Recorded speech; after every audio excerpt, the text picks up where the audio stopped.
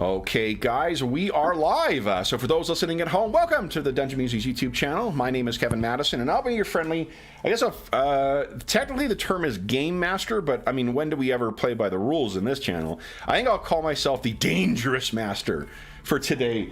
Because today we are starting quite late for those who are maybe joining us live, so I apologize. We were having some conversation about the game before we got on, but we are celebrating the 30th anniversary release of Gary Gygax's, one of his follow-ups, because I know he did Cyborg Commando as well. One of the follow-ups to Dungeons and Dragons after he left it after he left TSR in the 1980s, 1992's Dangerous Journeys Mythus. And with me today to take this game out for a spin are some of the luminaries of the Dungeon Musings YouTube channel. I'll go the order I've got you guys on the screen here. Why don't you tell us who you are, who you're playing today, and what experience you have with Dangerous Journeys. In my case, which is none. So first up, we've got Darren. Yeah, Darren here. I'm playing Gwen Jensdottir, or I'm going to pronounce that. A mercenary. I think, is that a level 3? Is that? There are no levels in Dangerous Journeys. The SEC is your social economic class. Okay. Mm-hmm. Oh, level 3 in that. Nice. A standard sort of sword and shield warrior. Absolutely no experience with this. I flick through the rule book. Hope that we can get to the bottom of it, but I am wishing George all the best of luck as a caster. Yes, I appreciate that. Also with us is George. Hey, I'm George. I am playing Alexander Longenberg, who is an elemental school dwemer crafter and a free man. I bought the book when it came out. It's right there. Never played it. Read through probably most of it. I don't really completely remember. And I just started rereading again this week as we were deciding to play it. It was there were so many things in there that I had forgotten about that he was doing, which was different from what he had done with other games of his. So it was really interesting to dive back into it. And I still have a lot to learn, but it seems pretty cool. All right, so for to give context for, I guess, the game, before we dive into the game, Dangerous Journeys came out in 1992, and then within about a year, it was sued out of existence. Dangerous Journeys was published by Game Designers Workshop, by GDW, at the time, one of the sort of, it wasn't TSR, but it was a big publisher. You know, GDW at the time had seen success with Twilight 2000. A year before this came out, Anna is a very big Dark Conspiracy fan, as you can hear. And she wants me to remind you that a year before this is when Dark Conspiracy came out. There was also Traveler: The New Era. They used to publish Mega Traveler. What else was, what do you call it? The 2300 AD game was also published by GDW. GDW also published some board games and whatnot, and they were having at the time that this came out, I actually played a shit ton of GDW games. Like, we played a lot of one of the things we've talked about on the channel before is, like, I didn't play a lot of AD&D. By the time of my, like, late teens, I'd sort of stopped playing AD&D 2nd edition and started playing, I mentioned Call of Cthulhu, but to be honest, we played more GDW games than we did Call of Cthulhu. We played a lot of Traveler New Era, a lot of Dark Conspiracy in particular, because we love that X-Files stuff. And Dangerous Journeys came out from them. Dangerous Journeys was originally supposed to be called Dangerous Dimensions. It's the game that Gygax developed between 1986, when he left TSR, and 1992 with the publishing of this. The game that came out first was called Dangerous Journeys Mythus, and it consisted of 2 core books, the Dangerous Journeys Mythus core rulebook and Mythus Magic, which had all the rules for magic and magic items and stuff like that. That was followed with a couple supplementary things, including a setting book, the Epic of Aerith. One of the sort of things you will find in a lot of this product is the substitution of E with AE to make it sound like an otherworldly kind of mythic, kind of place is very prevalent in this game. They also released a bestiary the Mythus Bestiary, and a mega adventure called Necropolis, set in Egypt, the Mythus equivalent of Egypt. Following that, the last thing that was a book published for it was the Mythus Prime, but from what I understand, Gygax wasn't particularly involved with this. This was more an effort to create a more streamlined version because of criticism of overcomplication with the game. And then GDW also published a GM screen, complete with the GM's rulebook, and there were 4 magazines. They were so keen and confident that Dangerous Journeys was going to become the next big thing that they published 6 bi-monthly magazines. It wasn't originally supposed to be bi-monthly. Unfortunately, during the time of this as well, after the game came out, in spite of Gygax's efforts to try and prevent this game from being sued out of existence, that happened. And we also saw during that period a lot of people leave GDW. So while GDW was a pretty successful company at the time this came out, I'm not sure if it was a consequence of the lawsuit or stresses within the company or something other unrelated, but by the time like 94, 95 rolled around, GDW was sort of winding up. And Dangerous Journeys was, as a way of settlement of the lawsuit that was commenced by TSR, all property, like intellectual property ownership, as well as print copies that were in the GDW warehouse, were all turned over to TSR, and they sat on it. Because of acrimony between the head of TSR and Gygax, not helped by, I guess, at the settlement. And I don't know if this is apocryphal, but what Gygax is said to have said is to Lynn, the one who ran TSR at the time, you know, Lynn, if you really want me to pay me to design a game, you just pay me $1 million up front next time. So this game has sat in the darkness. At the time, it wasn't particularly well received because as we'll see as we get through this, it's a very different game from D&D. The reason I mean, for one, for myself, because I was a big GDW fan at the time, but I was a kid, I didn't have a lot of money, and there was a lot of books out that were fairly expensive for Dangerous Journeys, so I never got into it. The only exposure I had to it was through the articles about it in Challenge Magazine, GDW's in-house print magazine. And it was sort of like an equivalent of Dungeon. It used to publish adventures and stories and articles about different games. And then it just, when the game was sued out of existence, it just disappeared, you know. And I recently finally managed to get a copy. And as one of those white whale games, I sort of thought it was going to be a disaster. As Anna's very excited about Dangerous Journeys as well. Apparently. She's like, yeah. Keep going. And I was pleasantly surprised to find that there's what, from my perspective, a very fascinating game that is an artifact of its time. Seeing where Gygax's mind was for the 6 years between when he left TSR, because there's, at least in the books and in the articles in Journeys magazine that he wrote, he talks about this being like the game he ran for and developed for 6 years. You know, he talks about running it for his kids, and there's a lot of, as is the case in other works by Gygax, there's a lot of commentary by him about, you know, why you're doing things and how you should be, like the reasons behind certain game rules. And it's very, very interesting to see how different of a place he was or seemed to be as a designer in creating Dangerous Journeys. Now, one of the things that is a common criticism of the game is the amount of what some have said is unnecessary jargon or unnecessary, ways of distinguishing itself from D&D. Spells, for instance, what we would recognize as spells in D&D and pretty much every other game, they were called castings. You don't have levels of spells, you have grades of spells. And this cuts across the entire game. Like, there's almost no attribute, no thing that would be recognized as a same, referred to as the same way in this as it is in all right. What is going on out there? Oh, there's kids. Anna's not a big fan of kids, so Get off the lawn. Yeah, get off the fucking lawn. They are literally outside. It's a toddler who's pointing at her.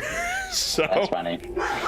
I understand. Understandable. So the thing is, as we go through this, it's for we talked about this before we went live as well, but it's I think it's important to recognize the reasoning behind a lot of this stuff. Like, he didn't do this because he thought it was clever, because he thought it was, you know, a way of improving on previous things or putting a different stamp on the game.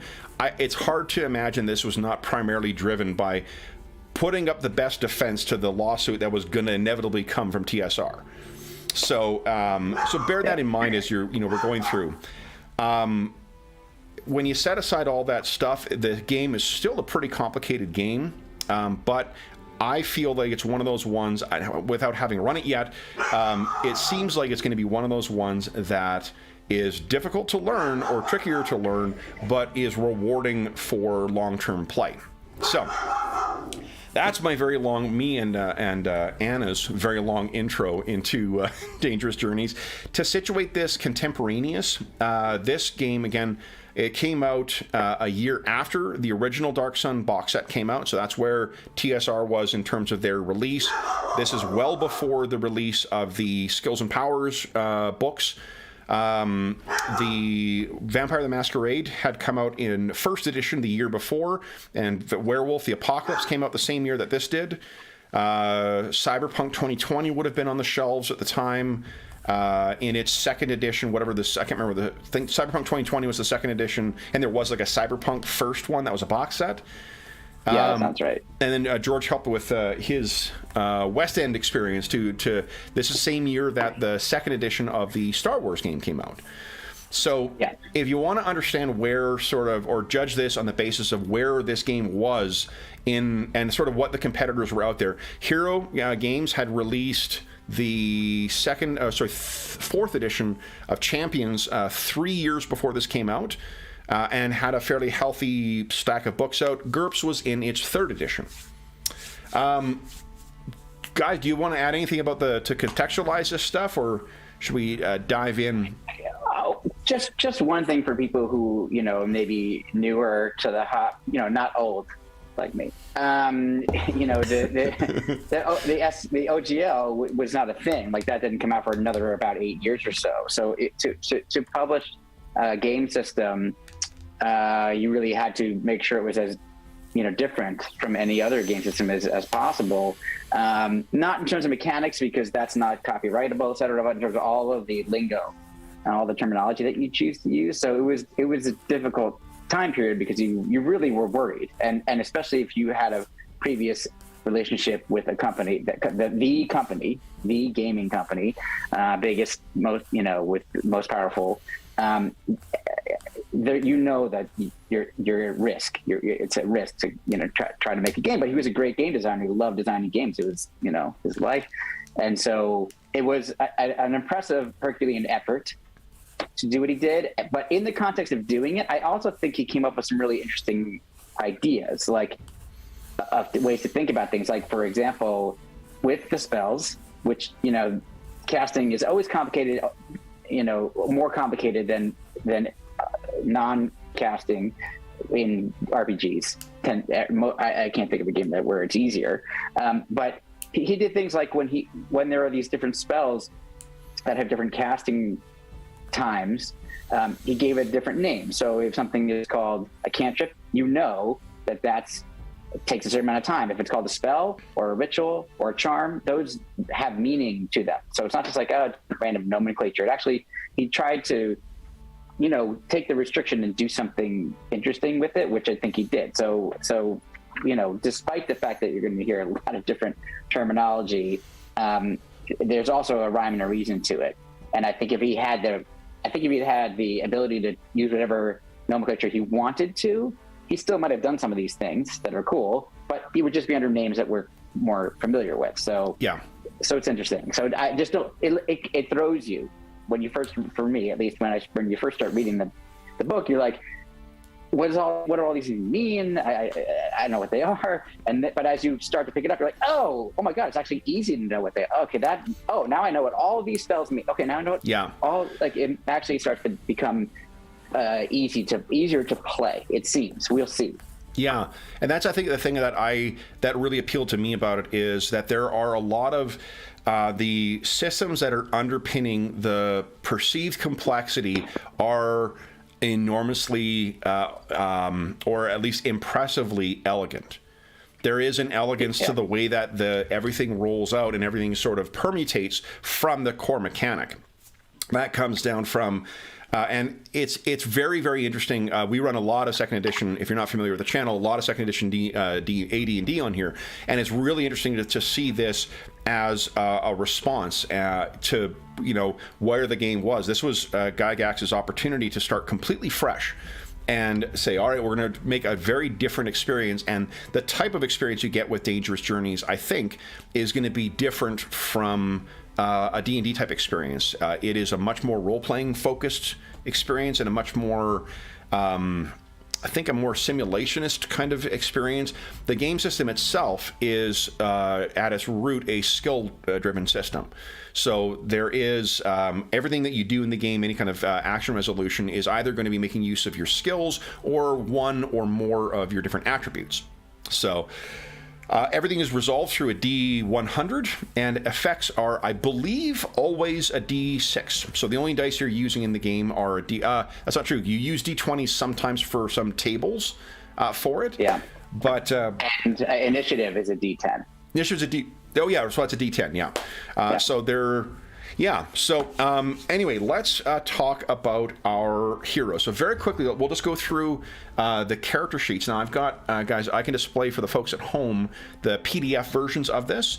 The reason I'm going to do that is only because I think there is a memory leak. The rules for the or for the character sheets for Dangerous Journeys on Roll20 are really good. There's one way that they don't work properly, which is the attacks, which is a little frustrating. So you can do everything. You roll damage. You can have a correct calculation of almost everything on the character sheets. Apart from you can't roll attacks on it for whatever reason. That is a very, very small thing. The character sheets are otherwise extremely impressive and really robust, which is helpful for a game that has the level of complexity that this game does. It also does all the calculations for you, which helpfully pointed out one mathematical error that I did in calculating George's character's available Heka. Whenever we say Heka, you could think of mana. The game's magic system, you have a skill-based approach that is determined by the difficulty of the different grades of spells. Whenever we say grades of spells, grades of castings, we mean level of spell. The higher the grade of spell, the more Heka you use to cast it, but there is a huge amount of flexibility for casters that we'll probably see in the course of play. Now, let's talk about your attributes, guys. Attributes I'm going to use Gwen as a exemplar here, because Gwen is just has less moving parts on her than what the others do. Broadly speaking, you can think of this as having tiers of, or not tiers, but pyramids of abilities. Your core abilities are just your mental, physical, and spiritual stats. Those tell us at a glance how impressive you are in each of those areas. They also generally will be used to track how much damage you take. If you take physical damage, spiritual damage, mental damage, you will take that damage, and once you reach the EL, I think it's I can't remember what the EL stands for, effect level maybe. If you exceed like that, yeah, something like that. If you exceed that in mental or spiritual, you become dazed, which means you are taking, you have half of all of your scores. All your scores are halved. Physical is a little more complex. You have your, your wound class or wound category. If you exceed that, the WC, then you are dazed. Same thing as if you exceed your EL.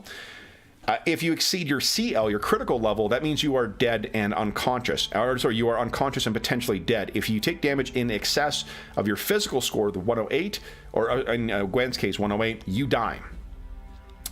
Your RL is the sort of like wiggle room you have for when you are not injured. It's your recovery level. Once you are within 10 of your maximum for Gwen's case, or I can't remember what Alexander's is 7, so he's only got 71, yeah. That means you are almost fully recovered. the way we figure out each of those main traits is from your different categories. So the categories are 2 other stats. So like looking under mental, you have mnemonic, and it's often referred to as MM or MCAP. So that'll be mental, mnemonic, and mental reasoning. Mnemonic is your ability to memorize stuff and recall information and process information. Reasoning is your ability to, well, I said processing. Reasoning is actually your ability to think things through and to figure things out. So if you're a quite clever character, but you just don't, you aren't particularly studious, you might have a higher reasoning and a lower mnemonic score. The total of those 2 gives us your mental score, and then beneath that are your attributes. Every one of the different categories has 3 different subcategories. It is your capacity, your power, and your speed. So you'll see there's MMCAP means mental mnemonic cap, your capacity, mental mnemonic power, mental mnemonic speed. We're just going to use the shorthand for these. So it'll be MMCAP. Those come into play partly to determine your starting scores, partly to determine certain things like, your how fast you act in a turn, and then like to resist things. So like if you're affected by we want to have you make a check on a fear effect, what we probably do is use your metaphysical power and your psychic power under spiritual. Combine those 2, that tells us what percentage you get on a hard check. Under physical, the 2 categories are muscular and neural, and then those again each have their subcategories, which are the attributes. And then you have metaphysical and psychic. I think muscular and neural probably makes sense. Muscular is your physical power, or like the physicality. Neural is your reflexes, and metaphysical is your force of will. Your force of personality. It more relates to the the ability, your level of faith, and your in whether that's a god or yourself or whatever. Psychic is your innate willpower. The way that these most often come up is through your through different tests. Like for instance, Gwen, as a melee fighter, is most often going to be using her PM speed, the muscular speed, to judge how fast. It's an initiative modifier that is subtracted from your initiative roll. That's already taken care of in the various attacks on the character sheet. Each of the attributes is totaled, and that gives you your category, and then your categories are totaled, that gives you your trait. So everything can be thought of as, again, just kind of nesting its way below there. Saving throws don't exist in the game, but there's something similar that is called your avoidance. You have mental, physical, and spiritual avoidance. Those are a total of the relative speed attributes. So your muscular speed plus your neural speed gives you your physical avoidance stat. Your spiritual, similarly, it is your metaphysical speed plus your psychic speed. These are all calculations you do before you get to the game. You would not want to be doing these on the fly. Joss is the narrative meta currency in the game, and I've got on the character sheets what you can spend those for. There's a lot of things that you can spend it for. You gain Joss back as a reward for adventuring, in addition to 2 different kinds of experience that you get. Again, they call it something different in the game than experience points, but that's effectively what it is. Joss can do things, and I think we can recognize this from more modern games, in particular story games, to do things like edit the story, gain access to resources, get a new contact, change the circumstances. And in addition to those more fiction-focused changes, you can also do physical change. So you can make the damage result be maximum or minimum. You can increase or decrease the difficulty of a task. You can negate the effect of things that take you out of the game, like being shocked or being dazed, or negate poison or disease, which can be quite lethal. Escape from being trapped, and that's not limited to just escape a specific trap. Joss is there to not only allow you to affect the circumstances of rolling or whatnot, it's also to get you out of the parts of the game that are not particularly fun. You can't always, have an unlimited supply of Joss, and it doesn't refresh as fast as, say, Hero Points in Pathfinder 2 do, or some of the other games, but it gives you a pretty good resource. One of the ways where Joss is very different from some of the other narrative metacurrencies we play with is you can use Joss on yourself, on your allies, or on your enemies. One of the big things that is a difference with it, though, is you cannot re-roll with Joss. Any decisions to make to spend Joss beforehand needs to be made before you make those rolls. So, you know, there is always going to be an element of, you know, oh shit, you know, I'm going to have to, you know, there's that nail-biting moment when you roll your dice. And I did notice one thing, because we play with so much narrative meta currency, we have different variations of it depending on the game system we're playing. Yeah. What was interesting about this that I noticed is that it calls out the idea that once something has happened, you can't affect it. However, if you are, let's say, struck by something, you can't say you weren't struck now by spending Joss. However, you can decrease the amount of damage you take from the strike. Or the same thing with being poisoned. Well, you're poisoned, but you can decrease its effects to a certain degree, which I think is really interesting too. It gives you another option, and it kind of happens in between. So you kind of know what's happening. You can take the guess that, you know, you can make it sure that you don't get hit, or you can see if you get hit and then just try to lessen the damage. Like there's, it's kind of cool, and I like all the different Joss options. I think they're really interesting. Absolutely, and it one of the things that he doesn't say it in the book, because apart from them referencing Dungeons and Dragons in the book in context to Gygax's career, there's not any express references in the rule books. In the magazine, in Journeys, he does talk about that a bit, and one of the things that he points out is that in player characters, or what we recognize as player characters in almost any other game, are specifically called heroic personas, or HPs. It's another one of those things that takes getting used to, because when you first start reading the book, you're like, wait, how do hit points come into this? And heroic personas are named that because they're supposed to be a cut above the average person. It doesn't mean they're superhuman, but it means that they've got capabilities beyond that. Adversaries have access to Joss as well, and that's sort of the way that they dial up and dial down the importance of things in a similar kind of like minion way. It's not expressly called out as a minion mechanic, because this game also, this came out before the first edition of Feng Shui, so like the idea of mooks wasn't really introduced into the game, the vernacular for game design yet, but there is that idea there that your level, the amount of Joss you have access to, tells us how important the other characters are, as opposed to the heroic persona.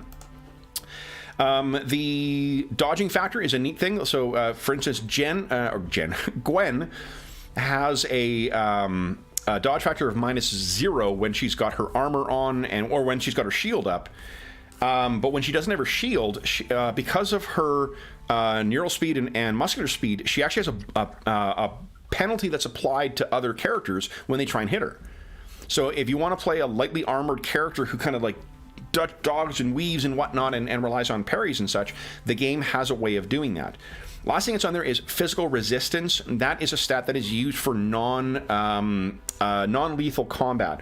The mechanism for non-lethal combat, for like wrestling or trying to knock someone out or whatnot, is a very different process in this that is much more robust than what you saw in AD&D, and it's just, again, one of those things that you can calculate ahead of time, so you just got it there for when it comes up. Spoiler alert, I think that Gwen might get into a wrestling contest at some point today. Nice.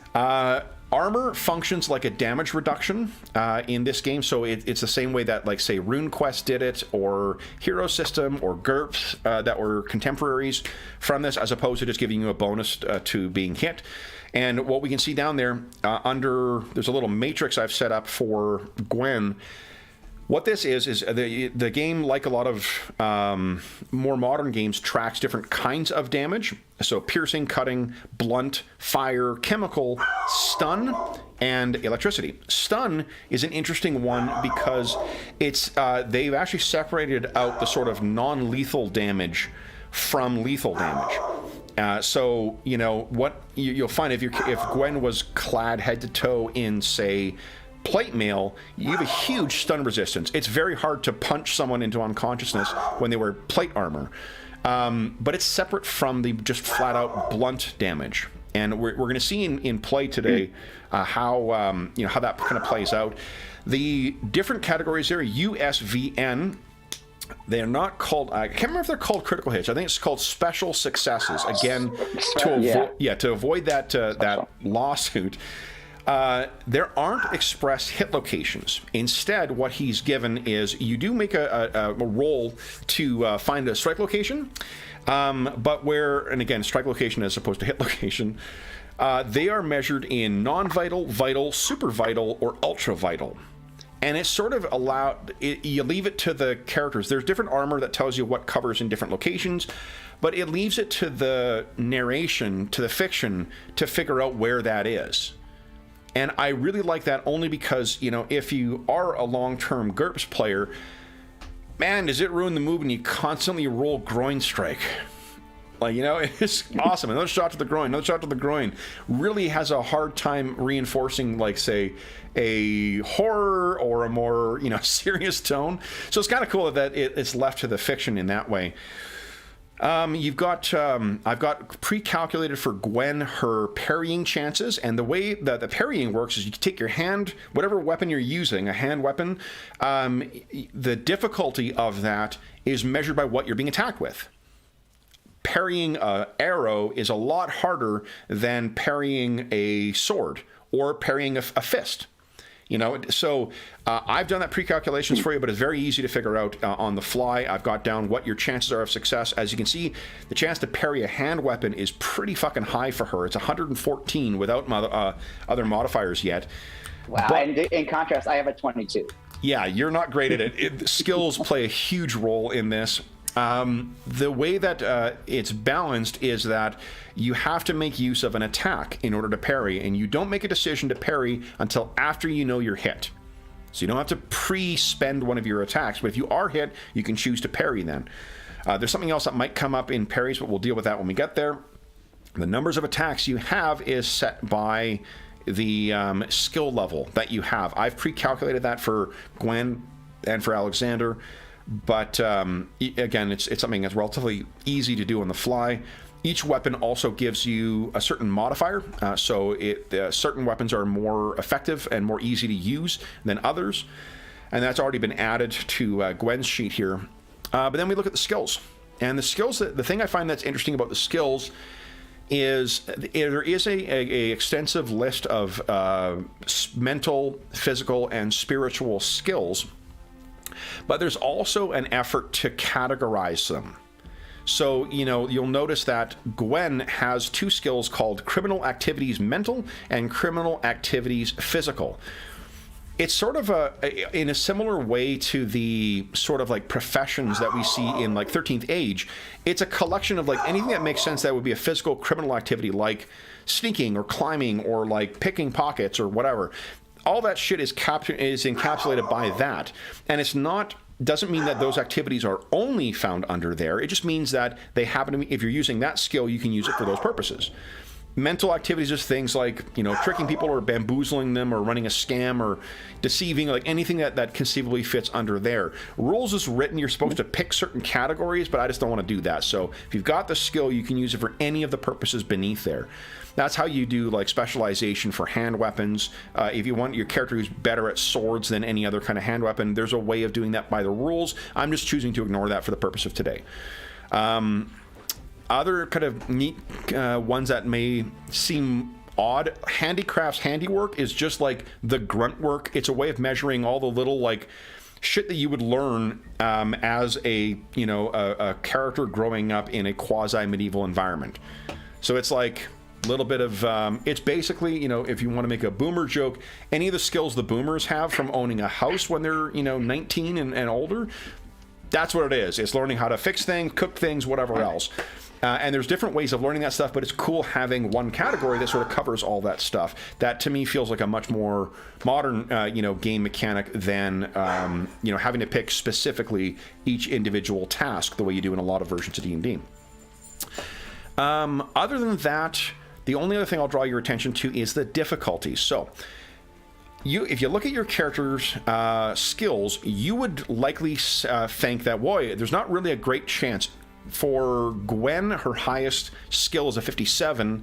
For Alexander, I think it's a 53. It's not a great chance of succeeding in things. And one of the things that does sort of bedevil the skill, focused games is that you either are awful at stuff or you're too good, so you're succeeding too often. One of the ways this game gets around that is by making use of the difficulties. So difficulties are the newest version of Call of Cthulhu does something similar, actually. So I shouldn't speak out of turn here about all skill-focused games, but what it means is that for most tasks, if a task is easy, you multiply your skills by 3 before you roll. That gives you it's a BAC, I think it's base something of success or something. I can't remember what it stands for. It's another acronym. But your BAC tells you what your chance is going to be.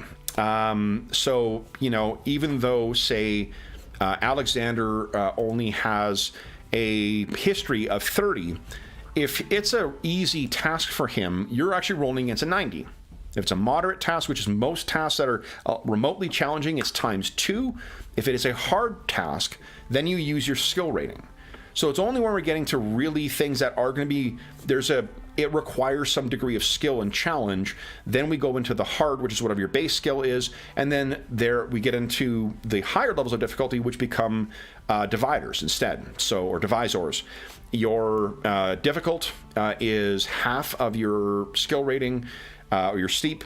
The extreme, or the very difficult is one quarter of your skill rating, and then extreme is 10% of your skill rating. Once you get down to those smaller numbers, there becomes very little difference. And you might think like, well, what the fuck is the point of having that? And I think it's because of the expenditure of JOS. Because remember, you can always spend JOS to tweak that stuff. So if you're trying to do something that is extraordinarily hard, you're going to have to spend more than just 1 to get it into the range of reasonable success. There is no limitation on how much JOS you spend. So you guys can spend as much. It allows an enormous amount of at least some narrative agency. It does mean you won't have access to that JOS later on, but the expectation, I think, is for you to spend that stuff to get the story outcomes that you're hoping for, at least in the game. Right. So that's an overview of the character sheet. With all that stuff learned, I think you know everything. We go into spellcasting. Spellcasting is a permutation of the task resolution, but that's the entire mechanics. As I said, I think there's a lot of things you're going to look at on here, but once you have all that stuff on your character sheet, be it the physical version or the version in Roll20, you're going to know where to look for things. So if, for instance, I say, I need you guys to give us, you'll see perception is divided into both perception physical and perception mental. Unsurprisingly, the Dungeons & Dragons 3rd edition chose not to go with that nomenclature and went with perception and insight. But that's a pretty good way of understanding the difference between those two skills.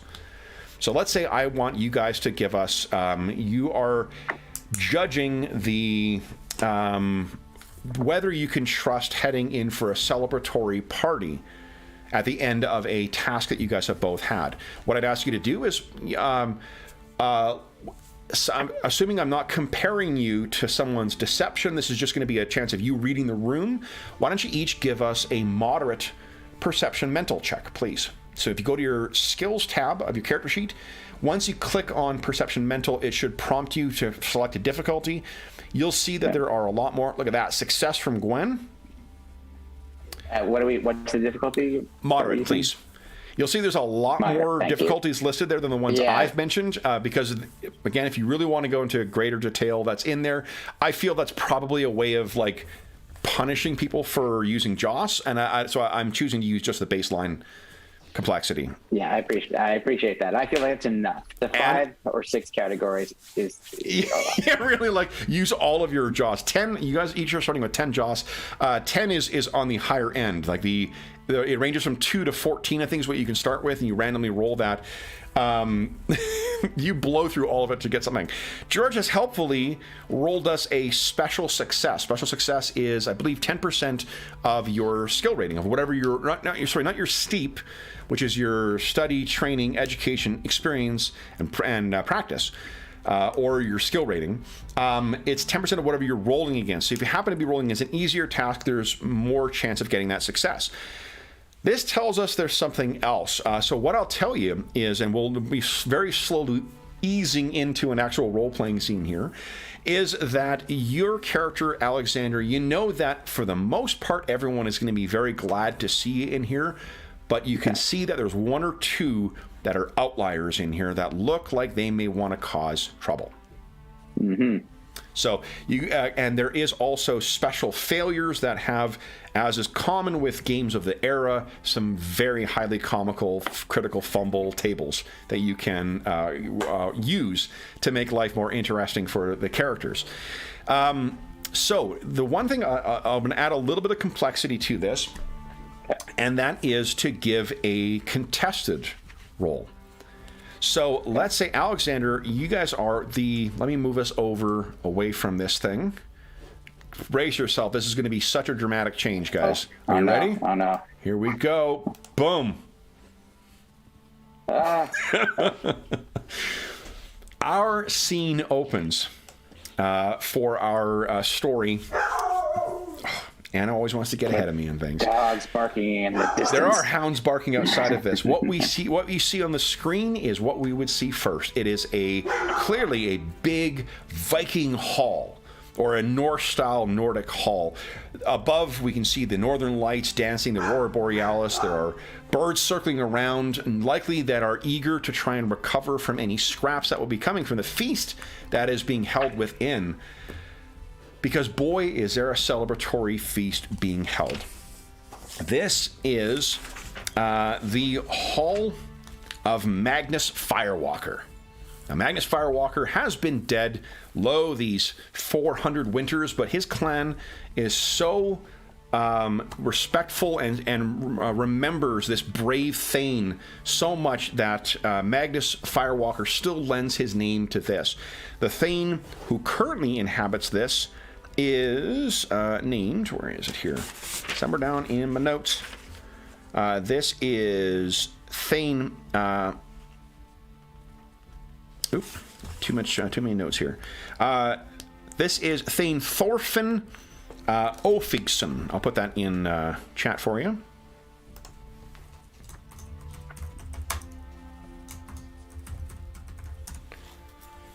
And Thane Thorfinn is, you guys have been elsewhere. I'm not sure what you've been doing, whether you've been catching, your breath or whatnot. One of the things that casters need to do to recover their Heka is to have it helps to have a quieter place. It's easier to focus yourself and whatnot.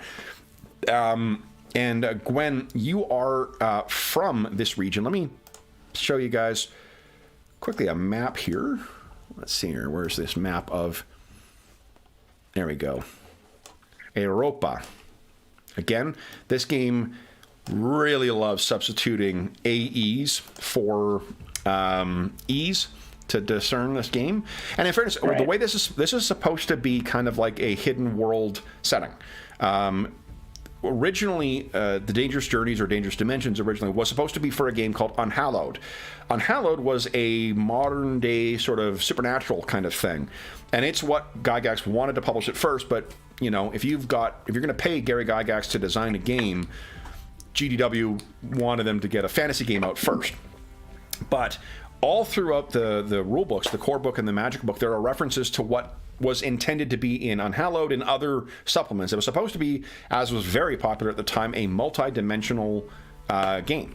I think this is after the release of Rifts. So Rifts is out at this point too. I completely ignored Palladium, but Palladium was a huge fucking publisher at the time as well. And Torg was out as well. And Torg was out as well too. Yeah, that's right. So what we see, guys, is this is Europa. This is only part of Aerth. It's going to sound, I don't know, I didn't have a stroke as far as I know. So just to forgive my overuse of the AE, but it's used a lot in here. You guys are in Norge. Norge is sort of a equivalent of Norway. Gwen, you are from Norge as well, but you are, I don't think this is not your thing. You have been a traveling mercenary, and we'll leave it to you to tell us sort of what led to that decision for her, and I'll leave it to both of you to decide how you and Alexander fell in. Alexander is from very far off, not quite southern Europe, but much farther south and closer to the east. You are in Bohemia, originally from Bohemia. You are originally from a town called Krumlov, or in your case, Bohemia is populated by both Germans and Slavs. And you happen to come from a family of both. One of your parents was Slavic, one of your parents was German. And Krumlov is ruled by a Slavic ruler. One of the interesting things about the setting in Aerith is it excises all of the Abrahamic faiths. So imagine a Europe where there never was any development of Judaism, Christianity, or Islam, and instead every different region sort of clung to its traditional, pagan beliefs, or what would be seen as a pagan belief. So the Norse pantheon, the Slavic pantheon, the whatever, like all the different things that sort of exist in there. The setting is around the year, is a very rough, kind of hazy sliding scale, as is often the case for these fantasy settings. It's around the end of the high medieval period, the beginning of the Renaissance, but gunpowder expressly does not work on Aerith. Whatever the magical, whatever the chemical mechanism is that makes it work, there's no gunpowder in here. There is, or you can find online rules from a draft of Unhallowed that have rules for guns, so if you really want to add guns to your game, you could do that. There aren't any guns in this. There is, however, an enormous prevalence of Heka. Magic has been with a K, has been a very, very big thing for the history of Aerith, and in fact has allowed several civilizations to persist beyond their historical counterparts, largely because of their proficiency with Heka. Heka is a ubiquitous thing. There are differences between partial practitioners who have skills and training and innate ability to make work of the Heka, the mana that sort of flows throughout the planet. And then there are extremely gifted individuals who are full practitioners, who have the ability to draw on and to more easily work magic than any other practitioners. Alexander is one of those. Alexander's training is in the Dweilmercraft sort of area, which means that he draws primarily his source of Heka relating to his mental trait as opposed to his spiritual trait, which priests would. And Alexander also happens to specialize in the elemental school, as opposed to several of the other schools, including the white, the black, the gray, and the green. There are a bunch of other skills that sort of nest, that are castings related to those, that also offer special abilities.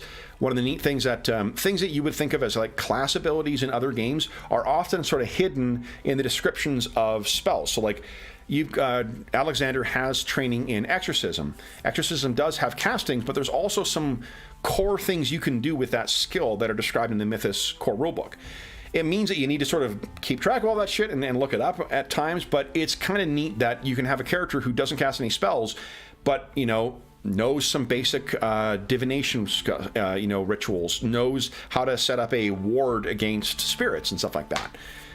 There's a lot of depth to the different skills, more so than, is at a casual glance. Alexander happened to be trained, although he is from Krumlov, because I'll leave it to you, George. Do you think Alexander leans more into his Slavic roots, in which case he'd probably call it Krumlov, or is he more into his German roots, in which case he would call it Krumau? I'm gonna say German. Okay. Then you actually, and I wish I'd looked it up, I don't know the name, your actual training was in one of the finest schools of Dweilmercraft in all of Europa, in Praha, in Prague. Cool. So you got your training there, but where our story opens, like with the pulp heroes of old, is we're picking up in medias res. You have been traveling and working as a mercenary mage. As a full practitioner, you are a step above the types of casual casters that can otherwise be found. One of the ways in particular, when you are affected, if a spellcaster is affected by an ability that they would have the ability to cast, they can use their own Heka to resist the efforts of other spellcasters, which means if you've got a smaller pool of it as a partial practitioner, you're going to have a real hard time bullying with magic a more powerful practitioner. So that means you are quite valuable as far as a mercenary is concerned. what do you think brought Alexander to Norga? And Gwen, why do you think that you fell in with this wizard? Well, just for fun, to add some randomness, I pulled out this deck of cards that I have that I think are fun, and they have like archetypes in them.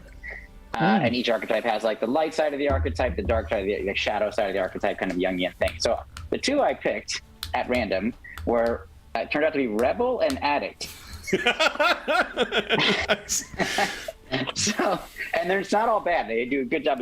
There's some good traits there. There's some not so great traits there. So I think that he did complete his training at school at the university. Yep. But he was constantly getting in trouble. Like he was always being threatened with being booted out. And he thinks there's things that he wasn't being told. There's more to the elemental school than he's been made aware of. And he has become the addiction side isn't like he's a little addict. He's obsessed though with finding out those secrets that are being kept from him.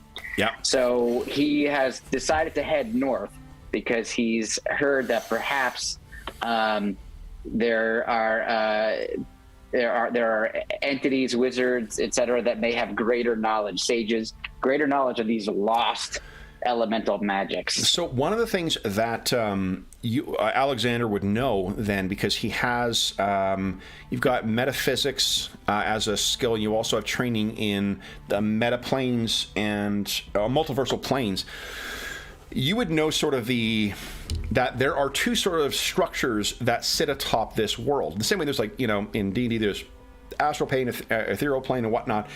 There are the world of Earth, which is itself sort of a parallel in fiction to actual Earth, which is why you have these echoes of sort of real world things. There's also a hollow Earth in this.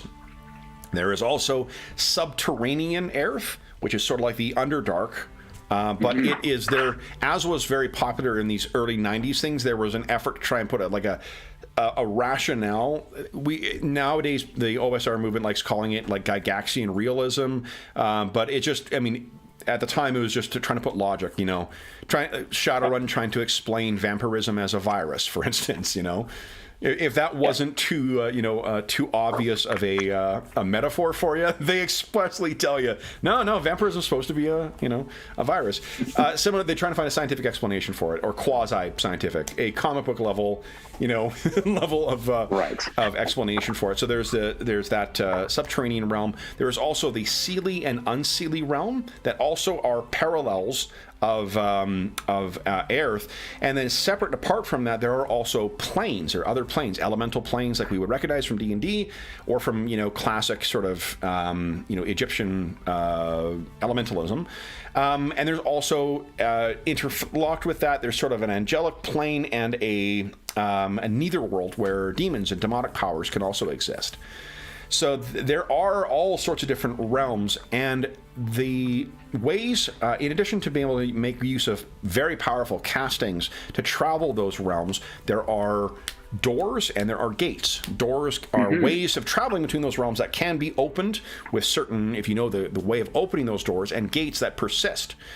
In addition to that, there are places that are thinner. They're closer to some of those other worlds than others.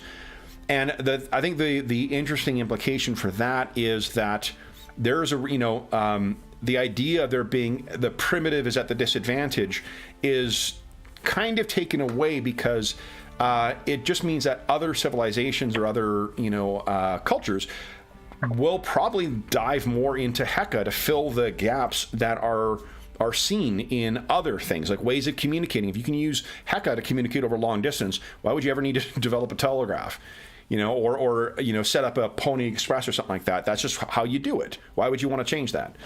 And that would be it's not just a matter of like going into deepest, darkest, the Northlands. There's a genuine source of power that you could learn out there that you're just not going to get exposed to in Bohemia. And I think that even looking at this picture, the Aurora Borealis, he thinks may be part of it. Definitely. definitely. So that's a very long way of getting some context, but I think it's a helpful way of understanding what the setting is intending to be, which is much more, I think, of a pulp, like, it's not expressly said, but in the same sort of way that, like, Astonishing Swordsman and Sorcerers of Hyperborea, or Hyperborea 3rd Edition, leans more heavily into the Howardian, or the, what's it called? Who's the other writer? Clark Ashton Smith, yeah. Stuff, as opposed to Tolkien. This does that as well. And it's neat because all the supernatural stuff is sort of attributed as being part of the fairy, spelled Phaeree. There are Seelie, Unseelie, and there are Borderers. And they all have different sort of places. So you take that and you apply that to the whole, all the different cultures on the world, and you can have different types of things, ranging from the Norse elves and whatnot to justify whatever sort of cultural tradition you want to draw on to make that sort of quasi magical realm.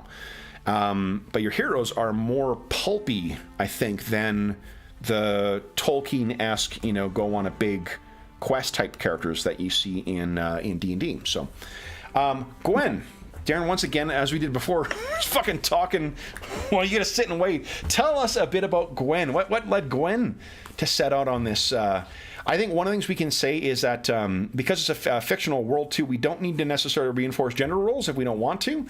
So Gwen might be seen as lesser, but shield maidens were definitely part of Viking culture as well. But you can feel free to make up whatever you want. These are fantasy Norga, cultures, not historical accurate cultures. So what do you think? Yeah, I see Gwen as she is a mercenary traveling from one place to another, escorting, caravans and keeping people safe from whatever creatures are out there. Happen to be on the same sort of journey as Alexandra. We ran into some sort of trouble at some point, saw the massive potential of this magic that he was using that sort of quite wowed her, and obviously saw that as an obvious income sort of string. Spoke to Alexander, and as long as George is on board with it, he explained that he's trying to look for all these mystical magics and speak to these high level magic users and items and stuff, and she just sees that as a massive way to get some money.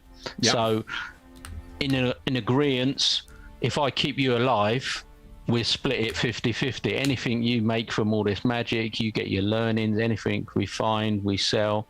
We'll basically split it 50-50. You find the stuff, you get us the gear, and I'll keep you alive. That's basically our understanding. That is a fair arrangement to me. And I think one of the things that kind of points out is that Gary makes it clear that your socioeconomic status is an important part of this game, and it's sort of the foundation of your character. And in this case, Gwen is at a lower one than Alexander is, which kind of makes sense. Mercenary versus someone maybe who came from a family who could afford to send him to a university. Yep. So the idea of hiring people or making deals with people is something completely normal for Alexander. So I think he maybe offered to just hire Gwen at first, but Gwen had this counter offer, and Alexander's like, "Oh, that's absolutely, makes total sense. Now we're partners."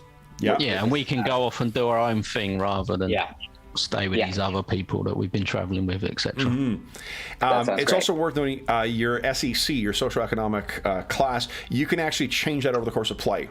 There's very much a interesting parallel. I can't remember if I mentioned this before we started or after we started, but Joss is one of those things that's awarded as the way you would XP in other games. You also get advancement points, which I think they're called advancement points. Accomplishment points. Accomplishment points, okay. You get your accomplishment points, which you stack up, and then you spend them to increase your attributes, increase your skills, the way that you do in other things. But there's also a mechanic that allows the dangerous master to award. That's all. So Gygax doesn't have to take any blame for that bullshit term. That's me. But it gives a reason for the DM to specifically reward really cool moments and uses of skills where you just raise them. So I can say, like, you know, and it's neat because it scales to how accomplished there are. So, like, let's say it's one of those classic moments in role-playing games where you're shit at something, but you happen to roll really awesome, and it's a great event consequence on the game. I might say, awesome, that goes up by 3. Whereas if it's, you know, you get involved in a fight, you use something you're quite good at already, it's probably only going to go up by 1 for one of those targeted awards. But it's neat because it gives, like, the DM has an opportunity to reinforce that stuff. Heroic play is reinforced by rewarding of the Joss, but you also have agency over how you develop your character by where you want to put your points. You know? Yeah, and also what's interesting, it encourages you to try things that you're not necessarily good at. Definitely. Which is great. I like that too. And it's that combination of like organic development plus plan development that I think is really, it's like the best of both worlds that you get in some of these other like point-based systems or like emergent play systems. All the basic role-playing stuff where you put your little ticks on there and then you advance the character. I don't know. I know the most recent version of Rune Quest gives you an opportunity to be more targeted in which things you're advancing, as opposed to just waiting to see what you assessing. But I don't know if that's always been the case. But it's cool that you have both of those options. You can specifically develop the character you want, and you can also, you know, see your character get better at the things they do. It's also more effective to do it that way because it costs more to, you know, and I guess one thing I'll mention, I don't have it on the character sheets, or we didn't talk about it, but the way that you get your starting skills in part is through your vocation. So your starting like career gives you a selection of base skills, and it tells you which of the 3 traits is your like core trait, which then dictates what the costs of advancing everything is. Like Rollmaster, you can advance. Oh fuck, I forgot Rollmaster. Rollmaster would have been out at 2nd edition at the time this was out, to give context. So just like in Rollmaster, how you can choose to develop anything, is some things are more expensive than others. It's got that mechanic in here, but this is a lot more forgiving than what Rollmaster is, because it's only like, well, it costs you 2 points instead of 1, instead of being like, give me 10, give me all of your development points to get 1 point in something you're not specifically good at. So that tells us why we're here. So the reason you guys are here is you have just finished participating in in Norga.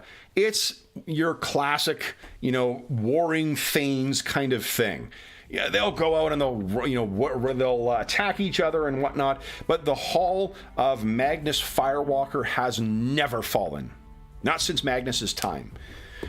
So there was the Thane you were currently serving, Thane Thorfinn. They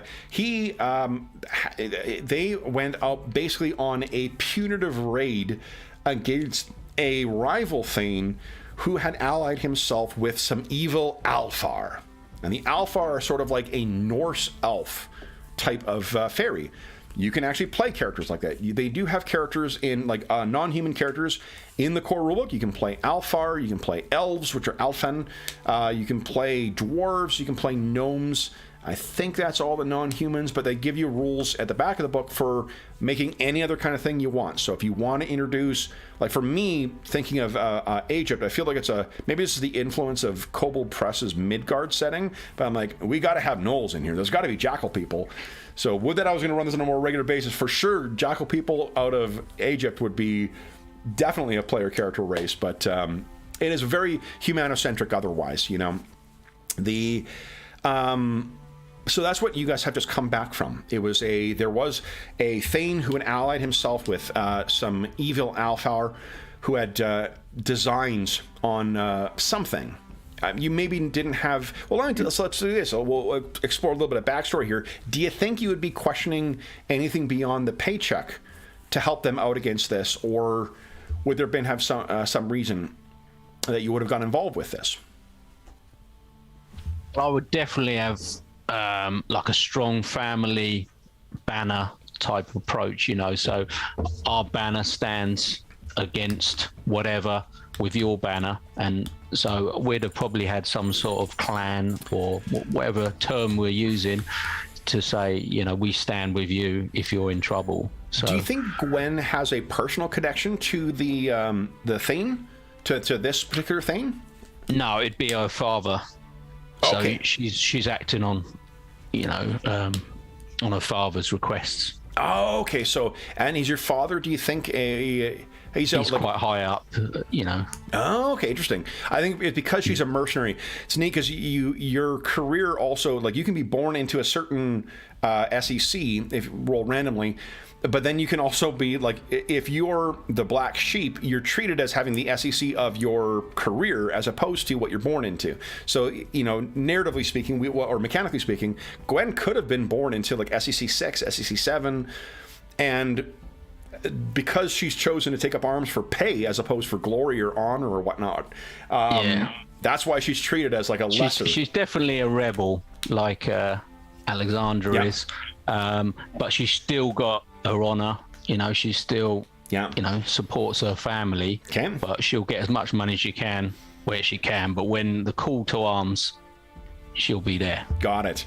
What about Alexander? Is it because Gwen went here, or because they have some other purpose?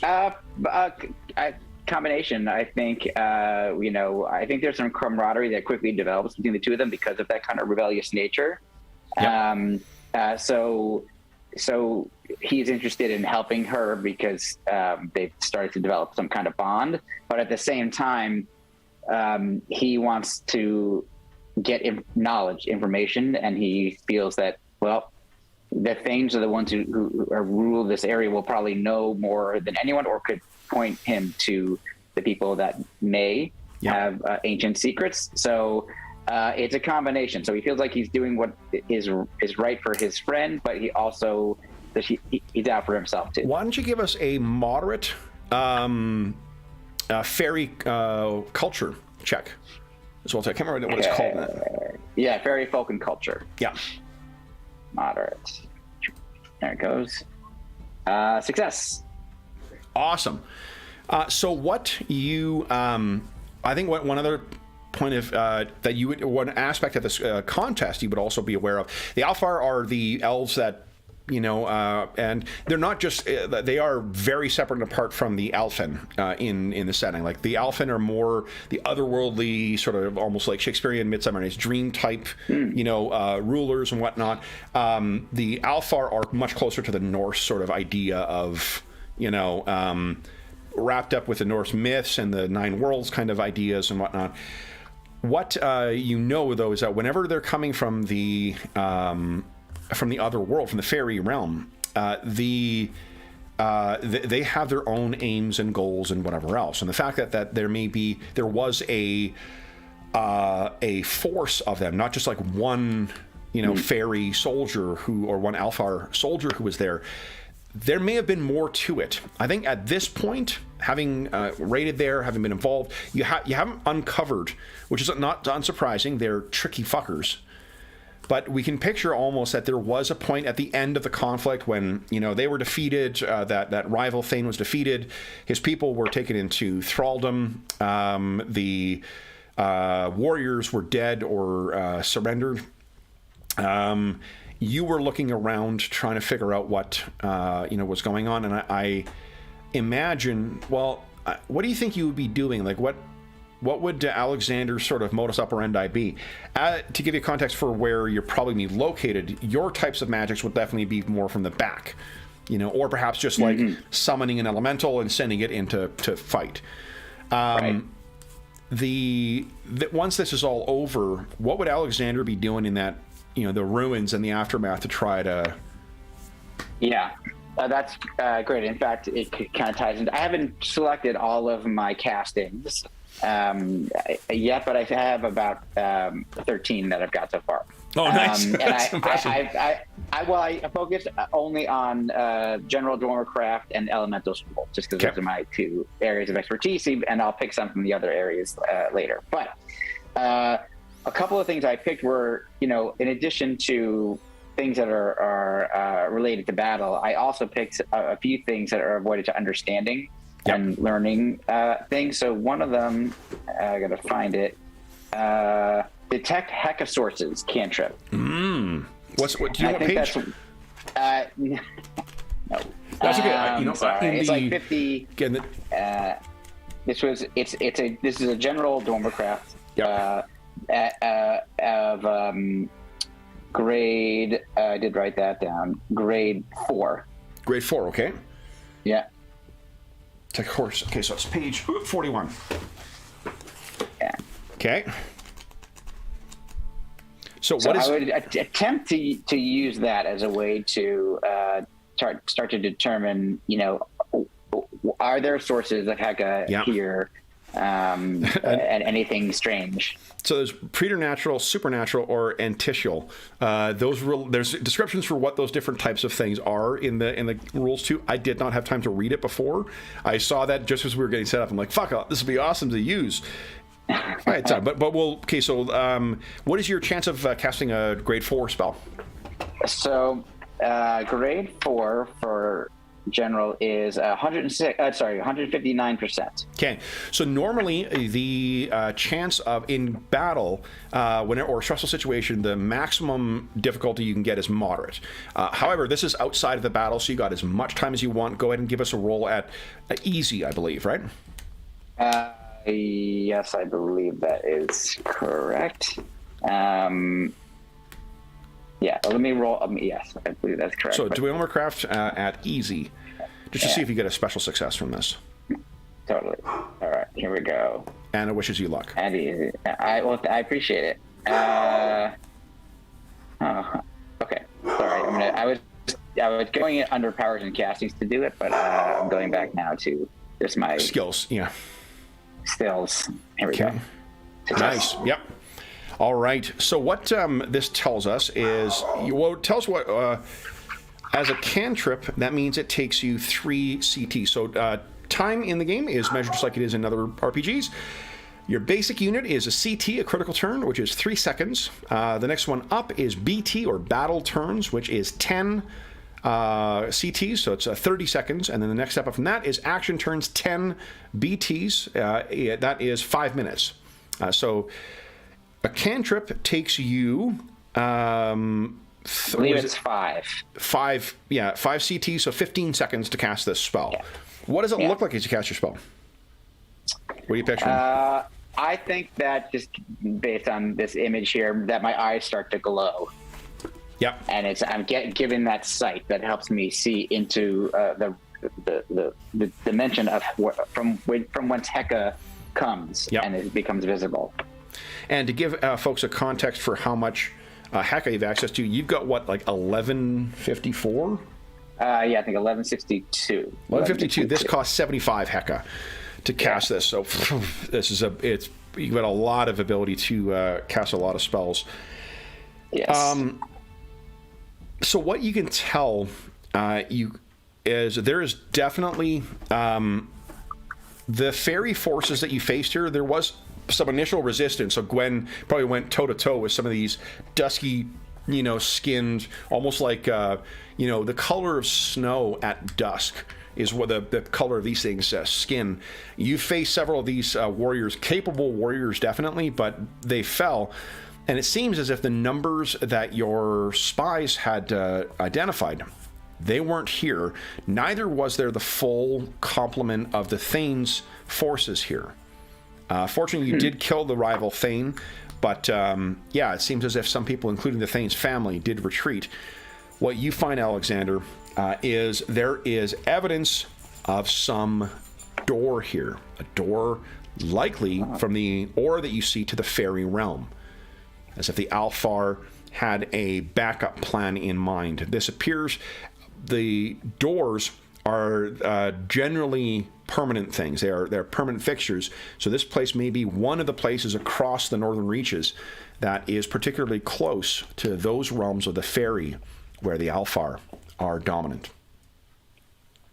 So the sounds that you guys, if we cut back to the present, the sounds you're hearing outside of, I guess first off, what does Alexander make of that?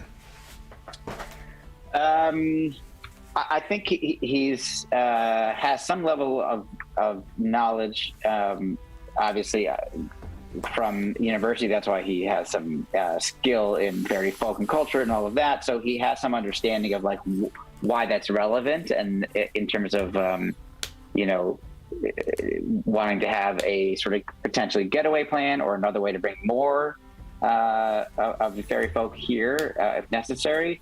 So I think he at first just thought, oh, our Thane, Thorfinn has just asked us to go take out this other Thane just because he's brought in these allies. But actually, there seems to be a lot more to the story, and that other Thane is actually was not the real threat. The real threat is these fairy folk and these Alfar and what their plans are for potentially all of Norga. One thing that you would be aware of was building on your good success from your fairy folk and culture check from before. Time in the fairy lands can pass very differently than here. So the prospect of an heir being taken there,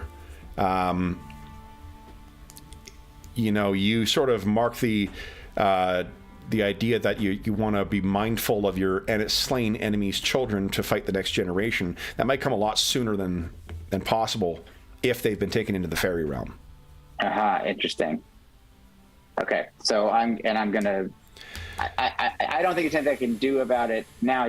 I'm assuming that to open these doors requires some kind of secret knowledge. It does a specific either to open the door using its like the key, as it were. You do need to have that way, whether it's a passphrase or bring a certain kind of element or whatever. There's all sorts of different ways that magic can interact. You also, if you happen to be skilled in it, you can make use of powerful castings to sort of force open doors. Mm-hmm. Which I wish that I felt I could do, but I think it's wiser to return with Gwen and inform Thorfinn. Yeah. And I will tell him everything. I think. You told Gwen. So I tell Gwen everything. I think you haven't had an opportunity to tell Thane Thorfinn yet because they're too busy celebrating, right? Like it's been nonstop, right. Just reveling and whatnot since. So there and. Gwen, would you give us, and this will be an easy check against, let's see here, current events. Current events. Oh, boy. Oh, it's a 97 as well, too. So I think what I was checking to say, Gwen, when you get this information, if you had been successful in it, what I was thinking is that you may want to tell him, maybe now's not the good time to be, raining on this guy's parade. But, Gwen, that failure tells us maybe you do think it's a good idea. No, I think it's a good time, because I'm not going to be around. I'm a mercenary. I move on. If he needs help and he wants to pay me some good money, then make the offer before I decide to move on. So I'll either try and speak to him directly or his right-hand man. Okay. So getting back to our first roll, we know that with your special success, Alexander, what you can tell is that everyone is sort of, who does see you is they're all sort of celebrating your arrival, and Gwen's as well too. Gwen is a very impressive warrior. So there's a number of souls that she sent to Valhalla in the course of that, that fight. And Alexander's magic is just so different from the types of magics that you see here that, raining fire and lightning and whatnot down on people was a spectacle to behold. I mentioned that there are some, though, that are not thrilled to see you here. I think what you can try and judge is we're going to show you how to make a contested roll. Alexander, you can see across the way, and what you can see is there is a guy named Svinolf and a larger guy named Ragenfest. And I'll put those in chat, assuming you guys are not. Svinolf and Ragenfest. Svinolf is a smaller, wiry, more clever, warrior. Ragenfest is a giant slab of a human being. Both fancy themselves brave, Vikinger in Thorfinn's service. But they didn't seem super pleased at you guys. So, if you'd like to judge just whether it's dirty looks and nothing further is coming from it, or whether they've got something planned, Because at a feast like this is certainly an opportunity. Your limited experience, Alexander, with the folk of the North and Gwen's life growing up here. One of the ways you can prove yourself is, of course, on the battlefield. The other way is at one of these things before the attention of the Thane. You can also do bold things, challenging to, contests of wit, to contests of strength, or contests of steel, even. So, I guess first off, Alexander, you see this. Gwen, you're just looking around and like everyone just seems happy to see you. Mead's flowing, food's all over the place. It's going to be a hell of a party tonight. But Alexander, you see this across the way. What do you do? So, did they see me looking at them? I guess. Oh, interesting. Question. So that's another way of doing it. Let's have. You're going to make a. Let's see here. What do we think it would be? Probably. What are you? One of the criminal activities one. To try to avoid being seen. Yeah. Yeah. Do you have criminal activities mental or not? Let me see. You have neither. No. Yeah. But what do you have here? Let's see here. Yeah, I'm looking for something that could potentially apply here. Impersonation. Impersonation. Yeah. So your impersonation is only 24. So here's what we do: is to figure out what the difficulty is. We compare their rating to yours. Their mental perception is. Oop. Madison, you could have had this open, man. Okay. Their mental perception is going to be quite minimal. 22. What is your... 24 for impersonation. Okay, so we compare the two. There we go.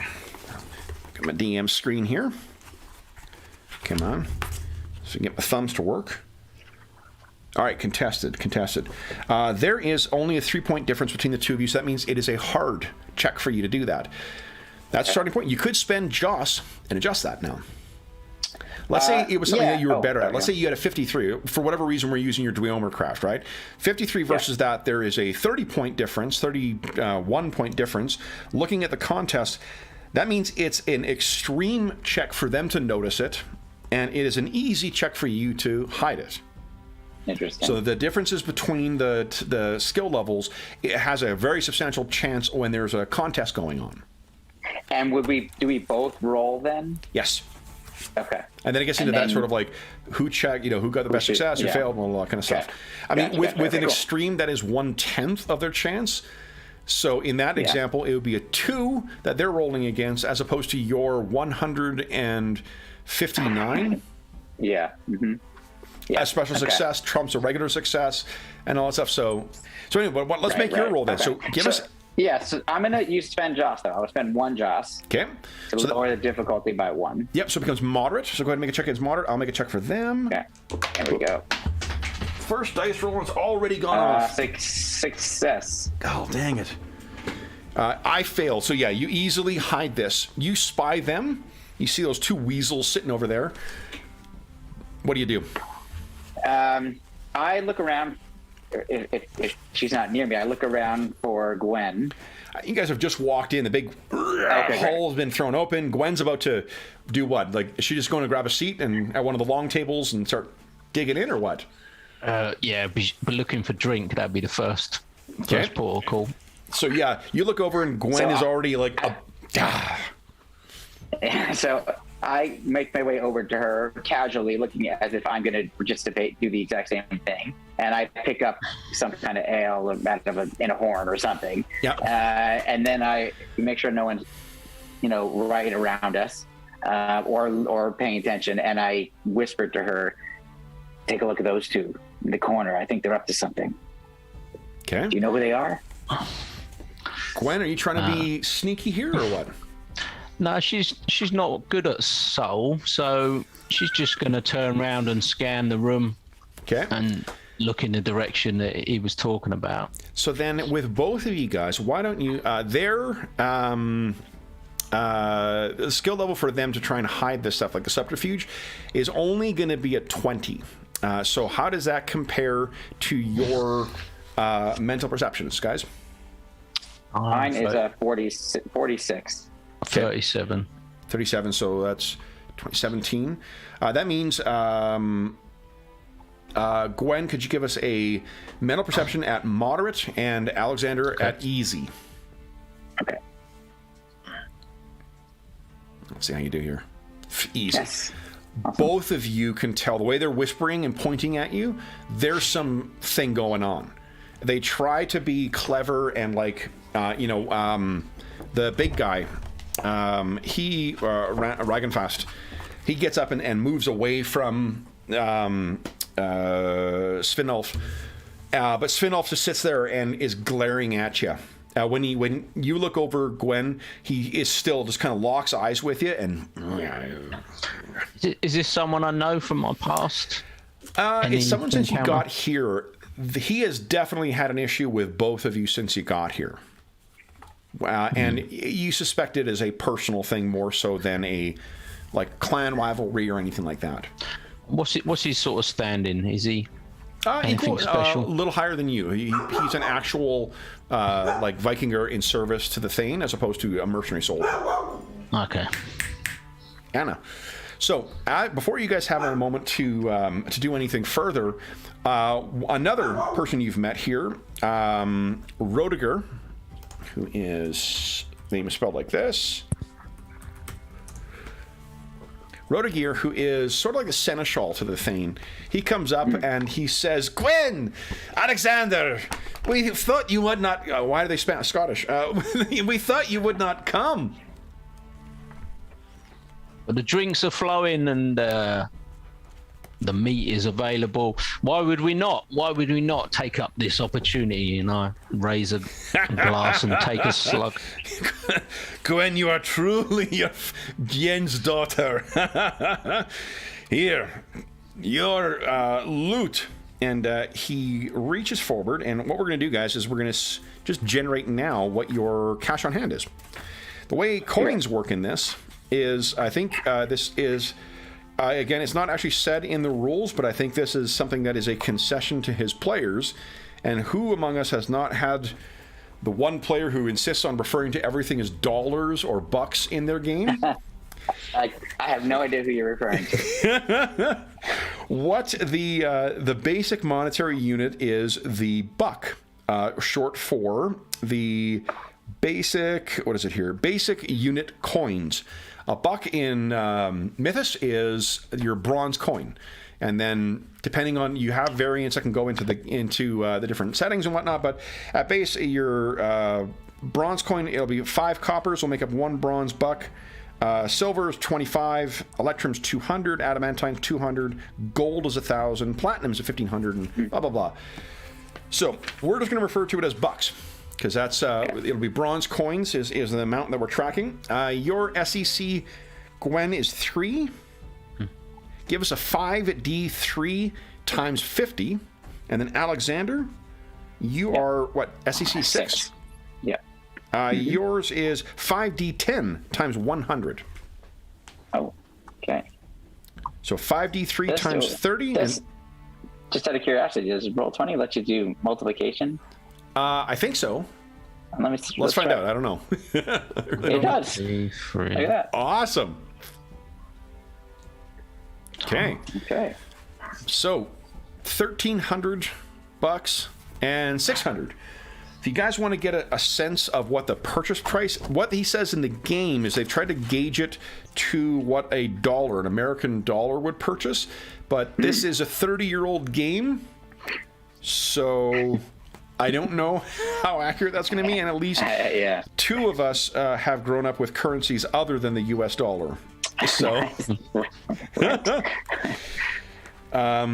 although it always makes me laugh that the limited, when I was in the UK the first time, I worked as a bartender very briefly, and I tell you, like, you can tell that D&D and whatnot was made by Americans as opposed to the British, because you guys, like, having all different sorts of arcane amounts for different currencies for what goes into what is your old hat if you grew up in the UK.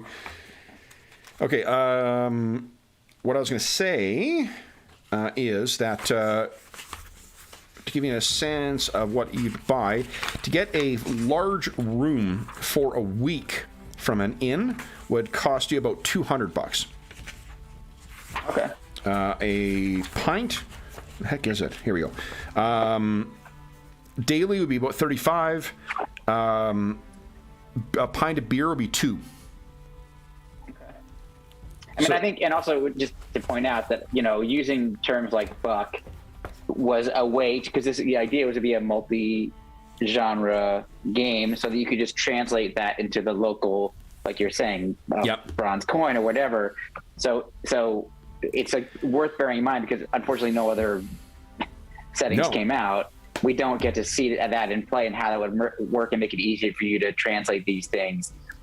We kind of did this in Torg because of the different realities. Yeah, there were things were done purposely so that you could understand how those things interact with each other, or how they, you know, how to understand them in a new context. You know, so and I'll bet you that's interesting, because I'll bet you there's a lot more influence of Torg. I'd never played Torg. I just don't know the game. So I have no. It was one of the games that we didn't get it. Like as a kid, you didn't get into everything. You had your games you could afford. That's very interesting, because there's a lot of, like, the game is very much based on the idea of you walking to different worlds. If the game had gone on further, for sure we would have seen Unhallowed, which apparently was quite far along in production. Not surprising, given it was his first, I guess, effort at the game. But the idea was that you're going to be able to take characters from, say, Mythus, go to Unhallowed and play in Unhallowed, and then go to some sci-fi setting or whatever, because that was very popular at the time. Yeah, definitely. Torg and Rifts and So that's probably what that is in fiction, is probably in silver coins. So it'd be divided by 25. That's how many, you know, things you're getting from this. So he hands us off. Rodiger hands us off. Such success! Come, and he brings you over. He sets you down with some others. You have a chance to sort of keep an eye on those other 2 troublemakers, but you're sat down. Rodiger says, "Enjoy yourselves. Enjoy. Celebrate victory." And he kind of grins. "Thorfinn has something special planned." So he turns and heads back into the crowd. He goes and hugs someone else. It's raucous celebration. There's people yelling and singing and music playing and people kissing and hugging and stuff like that, and, like, you know, falling off of places. It is a full-on party going on here. So, sitting down, what do you guys do next? What is the? Are these people collectively getting inebriated to the point where they're gonna not have quick reaction time? Like, are they making them, putting themselves into a position where they're not up to their normal ability level in terms of fighting? The thing that you found. So here, let's do this. Why don't you have? Do you have training in history? Do you have a skill you think you might apply here? I do. I have history. Yeah, give us history. I just so you know, I also have etiquette, social graces. Yes, and that's worth actually pointing out. There are certain skills that everybody gets, which is very hero system. Everyone gets. At least from the time, that's what Hero System used to do. Everyone gets mental perception, physical. They get etiquette and social graces. They get writing, and they get a number of languages. I can't remember. There might be one more skill you get, but those are the ones I for sure remember. Let's do that, etiquette, and I think I'm going to make this. I think I'm going to make it moderate, only because you didn't grow up here. Yep. No, it makes total sense. Okay. Great. Here we go. Let's see what happens. Nope. What was the reason for thinking about that? These 2 guys are making me nervous that they plan to do something nefarious in the situation where they know that people. I'm having like Red Wedding, vibes. Like, this is not a good scenario to have all these people drunk like this. Okay. So Alexander looks. I feel very much myself here. It feels very uncomfortable at this party. He's not able to. Gwen, you seem like you're just like right into it. You're relaxed. This is what you grew up with, right? Or the best days as a warrior in Norgen. This is these are the fucking highlights here. Is that post thing celebration? I see me as off duty. That's basically how I relate it. Yep. So, Alexander, you're on your own. I'm off duty. Okay. So, if you need me, you can come and find me. But what state I'm in? Love it. I'm gonna keep at least within eyesight of Gwen, and try to keep. By the way, I want to keep my eye on these guys, but I don't want them to know I'm keeping my eye on them. So I'm going to be trying to hide that from them. Okay. So Gwen, what are you doing? Alexander's down and sort of like responding to people when he can, but he looks very uncomfortable to be where he is and very out of place. What's Gwen doing? I mean, obviously I'll be getting involved in the celebrations. I will have a quick look for these two guys because I can see it. Obviously, Alexander's very sort of nervous or twitchy. Sure. I think what you can see is that the larger of the two, Ragenfast, seems to be like he's walked his way through the long tables, has sort of moved past the big open pit, and he's making his way over to Alexander. The other one, the smaller guy, is just sort of, glaring and following his lackey going along. What you've seen thus far, there is sort of a Mutt and Jeff dynamic between these two, with Ragenfast being easily tricked to be the muscle, where Svinolf may not be, will be more of the mind, as it were. That's giving him too much credit. He's just a fucking nasty little bully, but he happens to have a really big friend. Okay. Well, I shall try and sort of counteract that by following Big Bully and heading over with drink in hand and chicken leg or whatever, and I'll just to see what's happening. I'll just sort of walk over. I won't get in the way at this stage. Okay. So, Alexander, I think when you finally you turn around, because you're being congratulated by a bunch of people around, like the warriors are all like so you keep getting sort of distracted, and when you finally look back, you can see that Ragenfast is pretty much standing right before you, and I think I got a big give you a sense of what our burly Huiking looks like. Here we go. He does not have the weaponry with him, but he's a big man. Yeah. He looks down at you, and he now, does Alexander speak Norse at all? No, I do not believe so. I speak Phoenician, trade Phoenician. Okay, so one of the spells you definitely have access to, a lower level one, if you haven't spotted it, is a way of, you can cast it, it's got a decent duration, and you can understand and speak another language. That is definitely the type that I would pick. I did not pick it yet, but I would, it's a general Dormercraft, I'm assuming, sounds like. I believe so, yeah. And it depends on how much you want to spend in it. Here we go. There's one called... it's like let's see. Where is it here? Easy speak charm potentially. Just looking at the list here. Oh, could be, yeah. 37. Let me see. Okay. Easy speak charm enables you to speak the foreign language that you hear spoken in the general vicinity. Duration is 1 AT plus 1 Heka for each additional AT that you want it to last. So it'll be 5 minutes plus 5 times whatever Heka you put into it. Okay. So let's see. That's a grade 2. Charm does not enable comprehension of a tongue spoken by others, so the persona must have some other ability, such as the understanding of casting. Which I do have. I did select that. Great. That is I believe a level 1, grade 1. Okay. Let me see. Yeah, Yes, that is grade 1. Grade 1. It enables cast to understand any and all foreign languages they can hear clearly and normally. So let's assume, since they're both easy for you to cast, we'll assume... But not speaking. so you need to have both, active... Yeah. Okay. Okay. So Cool. let's say you've got, both of those active right now. We'll let you figure out how long you want them to last and just adjust your Heka accordingly. I'll spend the basic amount to begin with, and then I'll add so you can't continue a spell without recasting it, and that means like if you cast it without dumping extra Heka into it, you would only have 5 minutes of it, and then you have to recast at least the easy speak one. Right.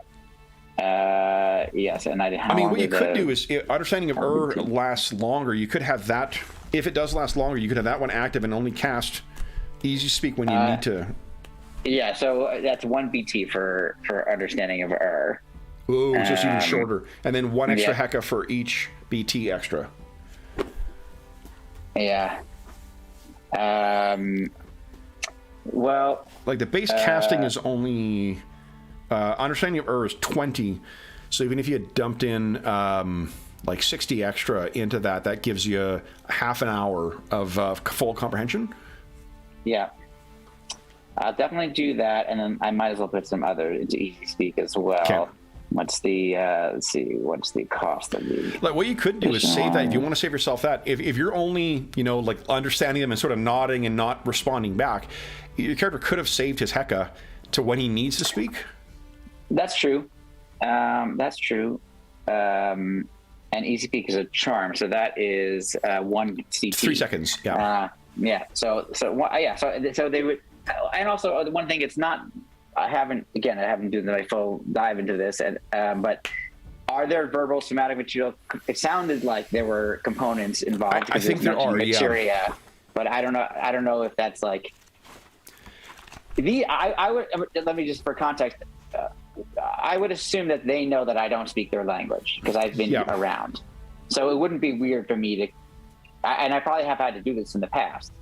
So it's actually for a charm, the only preparations are necessary for things: a little rhyme, a slip of sigil-inspired parchment, maybe a special bit of materia, a special little series of finger gestures, and so forth. Is for a charm. Okay. Cantrip requires a bit of materia, a gesture or two, perhaps a brief utterance, all requiring 15 seconds to accomplish. Spell requires more. So like the more complicated the spell, the more elaborate it's going to be. That's great. And see, that's again those things where like it becomes uniform, and so because it's called the cantrip, you know what that means, and exactly. In multiple ways. So so yeah, I think that's a good strategy is to not worry about easy speak charm for the moment. I'll go with the understanding of and make it. I'll dump 60 Heka into it in addition. So I will spend 80 total. Okay. Let me just get my Heka down to the current number. Okay. And that gives me 30 minutes, I think we said. Yep. You can assume you recovered your Heka from that first casting as well, too. Oh, okay, great. Yeah. Great. You would have definitely, in the odd times that since... we said you were contemplating. We're assuming you're coming into this thing with full Heka. Right. Great. Perfect. So he walks up, looks down at you, and says, "Wizard, show us magic. Show us something." Now I can't speak. So now I'm going to have to cast easy speak. I just have to do it. So I will spend the Heka for that. And what do we see? Then, and it's I'll just dump an extra 10 into it. Wait, okay. 10 ATs? Yeah, because that'll be another 50 minutes. Yeah. Yeah, that's a full hour. Minutes. Yeah, actually, so I don't need to dump. I'll do 5. I'll put 5 in, so it'll be the same amount as the half an hour of understanding. So,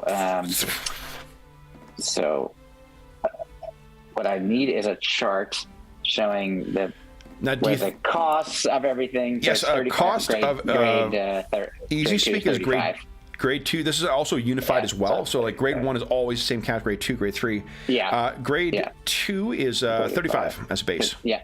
So I'm going to be spending 40. Okay.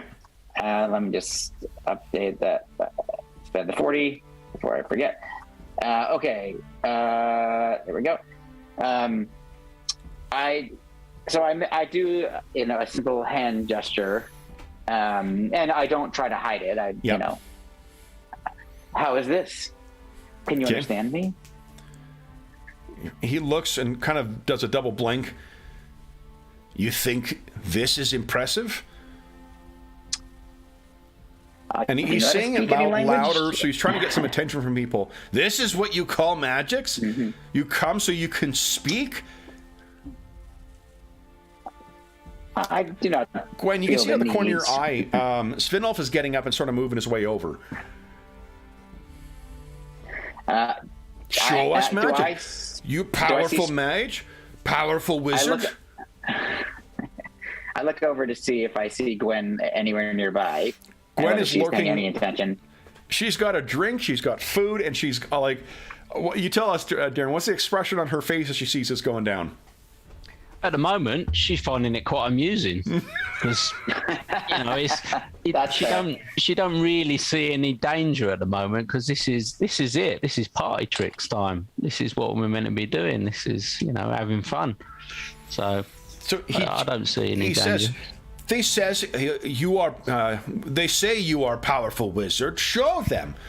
And then you can start hearing drunks like hanging from the ceiling. Yes, show us. Show us. The attention is definitely on you. Okay. So I look around. I look to the Thane as well. Is he noticing any of this? Does he care? Does he have any? I think it's a matter of time. As soon as the people start chanting, that they want your attention. It's a matter of time before he's gonna hear and look over. Okay. All right. So I'm gonna do something which is to cast. I am gonna do a casting, and it's gonna be an elemental school, and it's gonna be something called Wind Blast, which is a charm. Okay. Of grade 3. Okay. And now I have to look it up. Did I get in here? I got to write the page numbers down on all these, which I will do on the next. I wish I could find. Sorry, I'll send you. Here we go. Yeah. I'm in school. Okay, great. Grade 3. Here we go. Okay. So, just because my idea is that I'm gonna Wind Blast charm. Okay.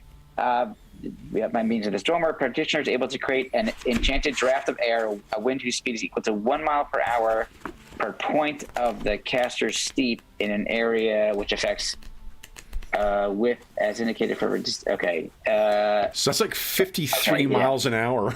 Yeah. So it would be a strong gale.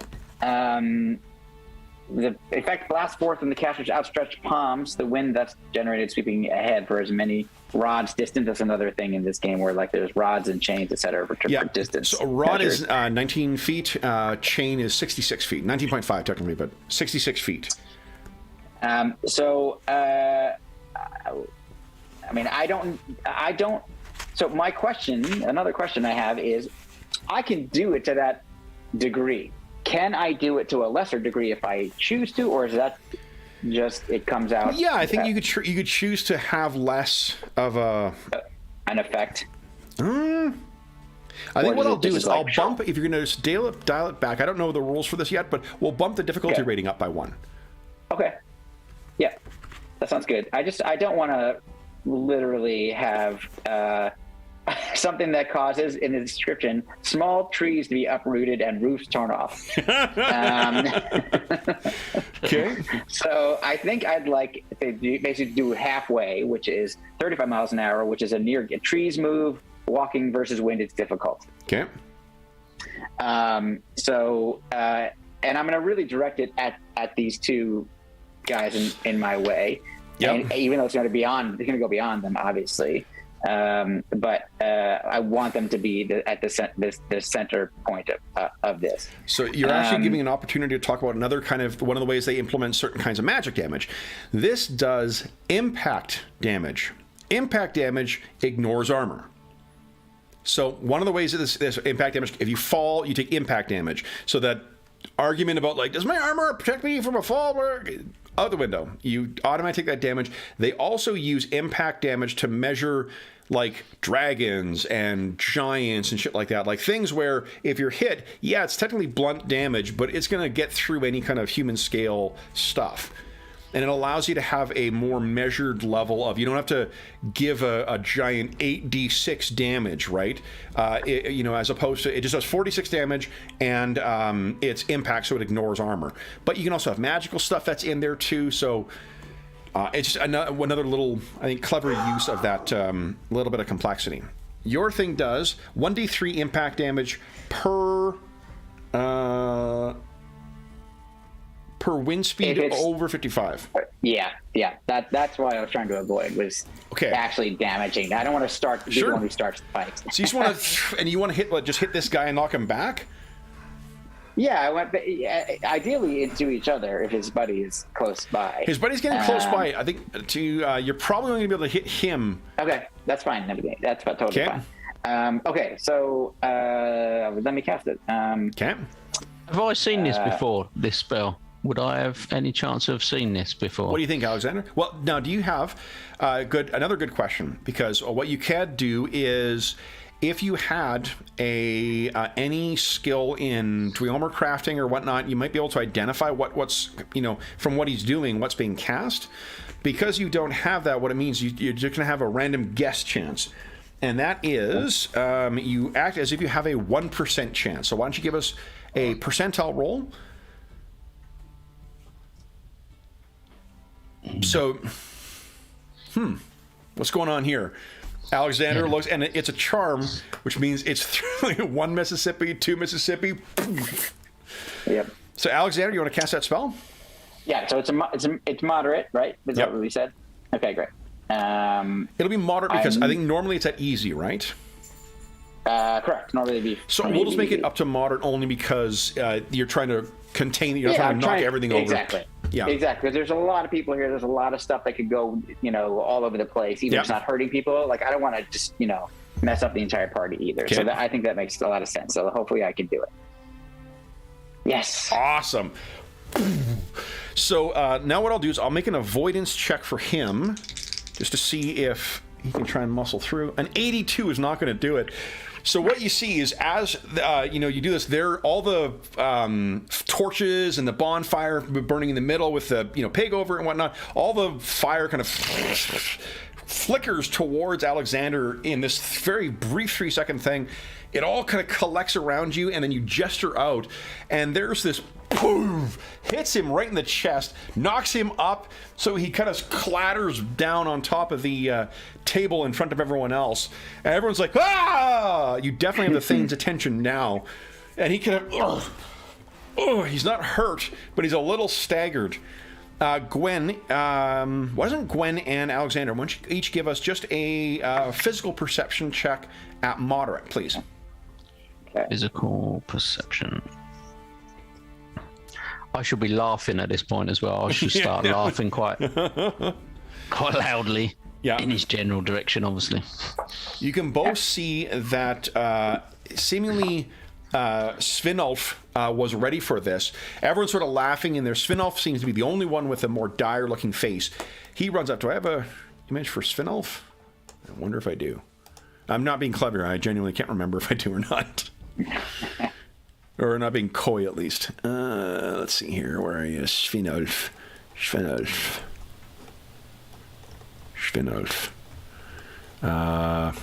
I've got a... Because I'm so prone to using Vikings all the damn time, I have a lot of images of Vikings loaded up in here. That's right. This isn't quite right. He's not bare-chested, but it gives us the sort of belligerent little guy vibe I think that we want from this. So he comes running up. It's actually a pretty good size comparison, too. He comes running up, pushes between you. Both of you see him do this. He moves up and says, "Try that again. Try that again." I have given your friend here what he asked for, and I want to actually reach my hand down to see if he'll take it, to help him up. Okay. So you reach it down, and then what he is going to do, what is your PD, your physical resistance? The resistance is... I have my... physical resistance is 46. 46, okay. So we're going to talk about non-lethal combat now. There is a difference between physical combat, like you can punch people down. In this game, it's measured as real damage, so like you can beat people to death with your fists in it. Mm-hmm. What non-lethal is it sort of is, you can think of it as it's a contest between two characters, but then there's two different routes to get to sort of the same way. You can try and beat people down by doing stun damage as you kind of knock them around. You can also try and grapple them and then disable them. Either way, once you've either disabled or you have stunned someone, you can then try and like injure limbs, like it's sort of like a submission type thing. Which can render arms, legs, whatever else, not incapable, unusable, incapacitated. Thank you. That's one for a number of hours. So it's a cool kind of, and then the neat thing is that Joss also, of course, plays into that because you can spend Joss to escape something or whatever else. So what this guy is going to do is he's actually going to try and like slam you down to the table. He's going to try and muscle you down. And to do that, it's a contested check for him. We use your PD. Would you say yours was 62? 46. All right, so we're going to compare his 46, your 46. He is bigger. The way we determine it is we take the non-lethal skill, which for him is a 30, and then we add half of... we start with his musculature, which is a... he's a big boy. That is a 40. Looks like it. Plus half of his non-lethal, which is a 15, which gives us a 55% chance. It gives him a 55. You have a 42. We do that same comparison. 46, yeah. So the difference is 9, which means it is a moderate test for him. So we do his non-lethal thing. It starts at 30, multiplied by 2. He's got a 60% chance of grab and hold you. So let's do this. Well, I'll roll in chat. Okay, so Gwen, you can see this. Alexander reaches right down, like, come on, just get up. And what this guy does is sort of yank him forward and then pull him to the side. And then we'll tell you what the condition is. He is just trying to grapple you for now. You also sort of decide what sort of attack you want to do, whether it's to injure someone or whether it's to stun someone or to just grapple them. We now have to make a roll versus to overpower. I think this guy's heavier than you, so it's going to be once again a moderate check. I'll make the same thing. 51. Bam. Yeah. You are for George. Give us a 2d6 roll. Okay. 8 CTs, you are currently, immobilized, which means he can't do anything, and he can choose, if he wants to have his hand over your mouth, to have you not act either. Guys, George's favorite pop-up just arrived, so let's satisfy. Why don't you each click on, let me add let's do this here. I'll add your tokens in here. We'll add them in.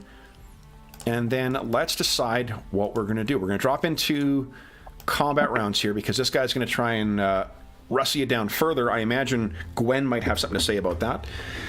So what are you guys thinking of doing? We'll talk this through for the first time. So Gwen, seeing this happen, it looks like Svinolf is about to jump in your way. And it looks like Ragenfest is going to try and hurt Alexander. Okay, well, the first objective is to get this guy off, so I don't know if I need to get past... No such thing as attack of opportunity. The only thing you can do is that if someone gets a better initiative than you, they can choose to wait and then react to you, so they can try and get down. Okay. So, well, basically, I just want to sort of try and bear hug him to restrict his arms and pull him off. Then would you roll your initiative equal to your whatever the non-lethal modifier is on your character sheet? Roll that, add that in on the turn order. George, what's Alexander going to do? That's a question. So I essentially can't do anything for what we just said, 8. 8 CTs, yeah. Unless you can spend Joss and free yourself. Right. So that is what I'm going to do first. I'm going to spend some. That doesn't take an action. That's just spending Joss. What are you going to do once you free yourself? Okay, so I'm not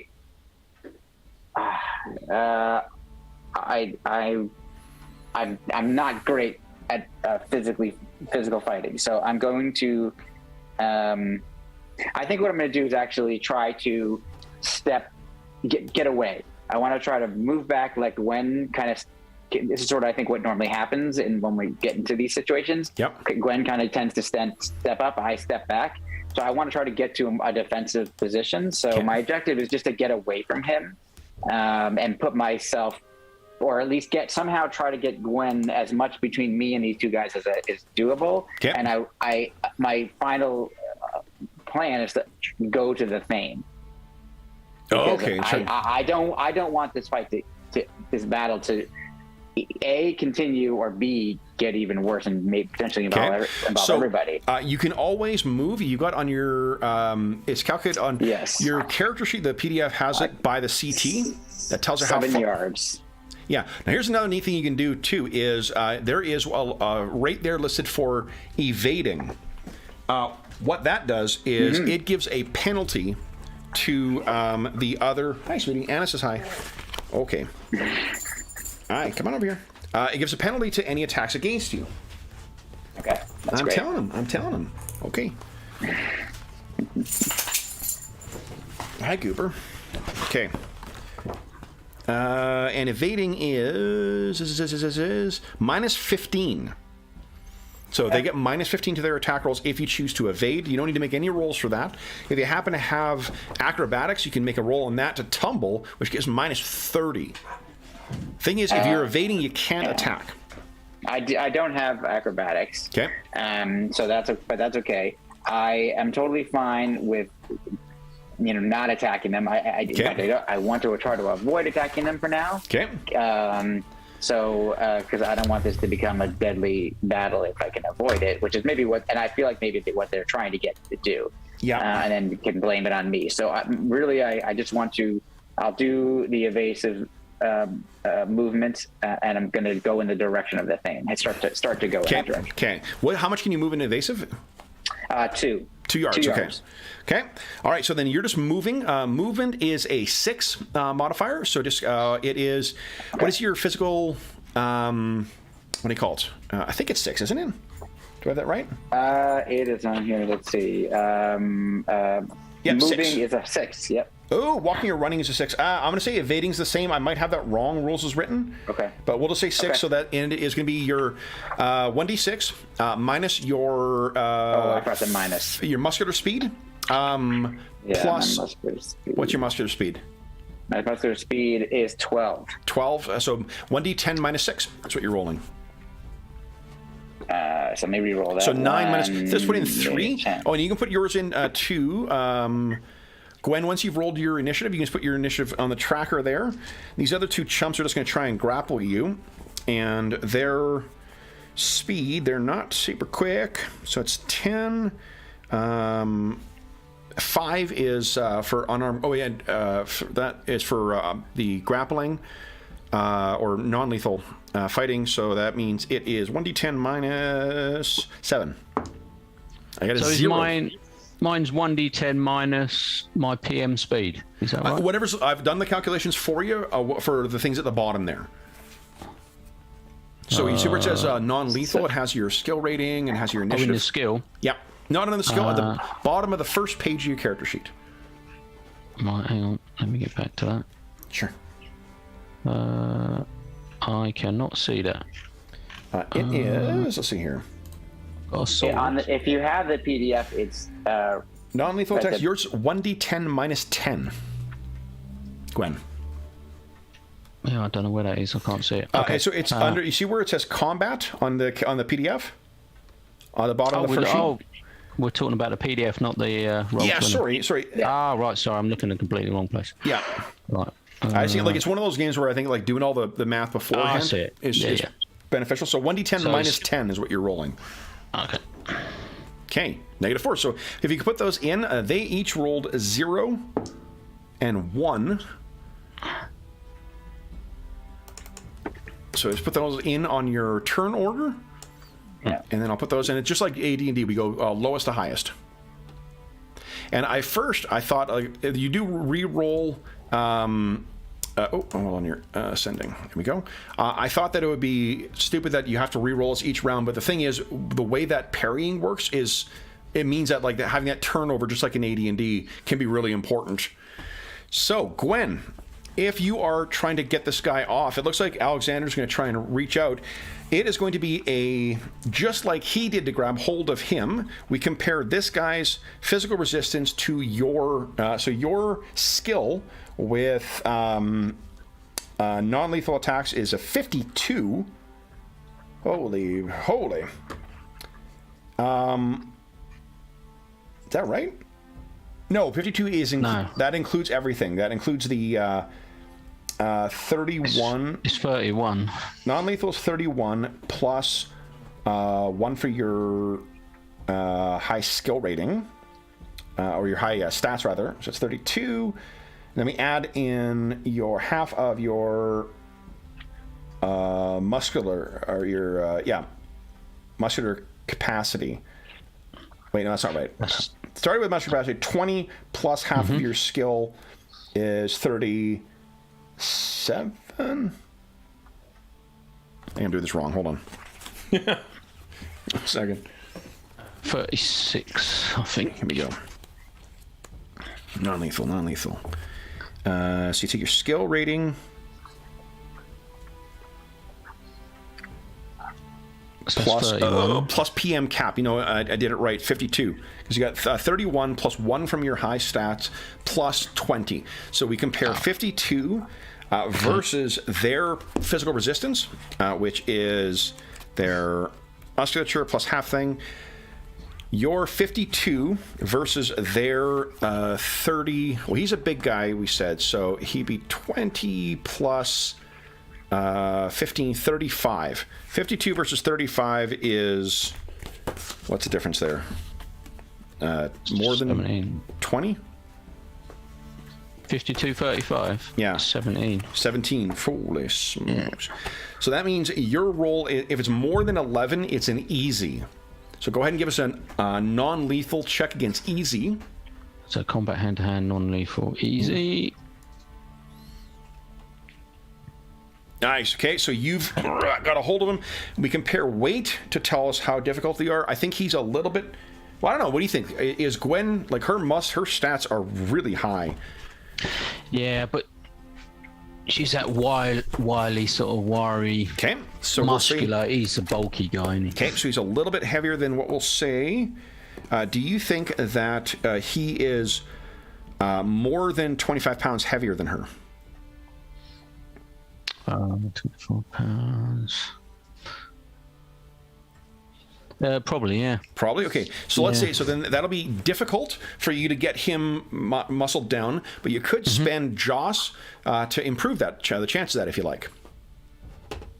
And I can't use it to make an automatic success, can I? You could spend, it's difficult right now, you could spend 2 points of Joss to have it go from difficult to hard to moderate, which would be 2 times your skill.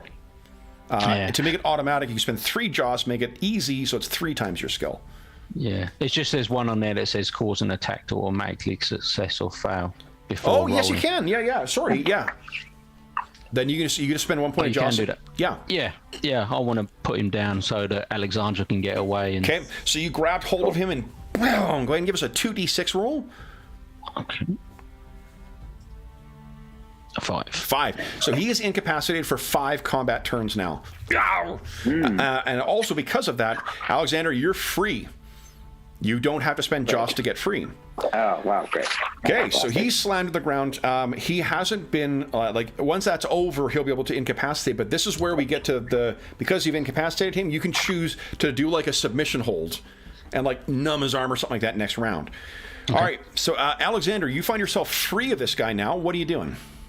Yeah, so I'm going to. I will still be evasive, moving evasively. I cannot find anywhere where it lists that it's a higher speed factor, but I could be missing it. So I don't know how far it is to get to the thing, but I'm heading in his direction. I can go 2 yards. So probably we said what, 3 yards you can move? 2. 2 yards. Okay, so yeah, I mean, you're a little further away. You're maybe to the end of the table at this point, and people are starting to cheer. Like, this is what, you know. And depending on what happens in the next, turn, okay. I may not have to keep doing evasive. I may just be able to rush over there. But for now, I just want to make sure I'm giving them a penalty to hit me. This guy, the little guy, you can see he is going to have to. He was going to grapple you this round. So he turns and kind of, and incidentally, if you want to change your action, you just add that onto your speed. Subtract that from your speed. So let's say you decided one thing. You're like, you know what? I actually want to now stab and like draw a weapon and stab someone. As an example, let's do that. This guy now wants to stab you instead, so he has to spend 7 to draw a weapon, and then the weapon speed of that is a 2. It's a dagger. So it's 9. So he's actually at technically -9. Which means that the big guy would go first. And big guy is immobilized, so he's not doing squat. The other guy that's all he's doing this round is drawing the weapon, and he'll have to move to try and attack you. So you are evading, which is -15 to him. He's moving and attacking, which is another -15, I think. Let's see here. Yep, -15. So he's got -30 to his attack roll. You can choose to spend Joss to try and reduce his chances. Right now, I've got a 4% chance of hitting you without spending any of his Joss. I will spend his Joss to try and increase the chances to make it an 8%. And I can, I believe, spend Joss to offset your Joss. Absolutely. I can counter your Joss. So I'm going to counter your Joss. Anti-Joss. All right. So then I got how much do you want to spend? 1 would bring it down to a 4%. 2 would bring it down to 1%. I think the 4% is okay. I know think it's still going to work. You can also spend it to automatically fail. Yeah, I could make him automatically fail. You want to do that instead? If I wish. I might. I guess for the cost of 1, it's a better option to. Okay. So he stabs at you, and bloodshed at these kind of things is not unusual. So he swings at you, and because of your spend of Joss, he misses altogether. Guys, that's the end of round 1. Cool. Now, before we do round 2, why don't we take? I completely blew past our mid-session break. Anna, if you can't hear, is very eager for my attention. So why don't we take a quick 5-minute break right now? We'll come back, and then we'll dive back into this scrap. Awesome. Okay, so for those listening at home, we'll be back momentarily.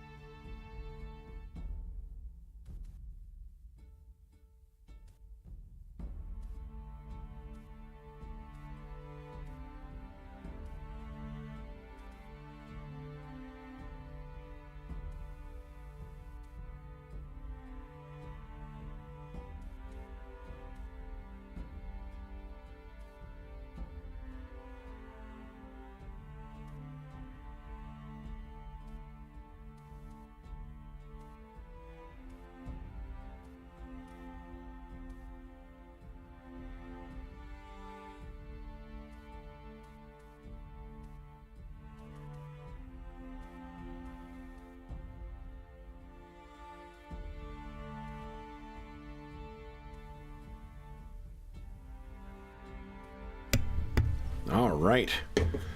I'll roll some initiative for these guys this round. So, let's see here. 10. 12 minus 2 minus 10. 0 once again.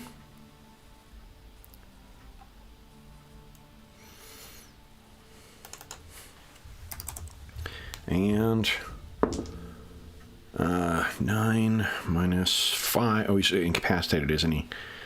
So it really doesn't matter what he does. All right. Howdy, everyone in the chat there. Well, let's see here. Hello, everybody. Hope the weekend is treating you well and you're enjoying our foray into Dangerous Journeys. All right. As is the first day since the winter that I can actually leave the door to the backyard open so Anna Banana can just go and yell at people in the backyard or choose to come in and harass me again.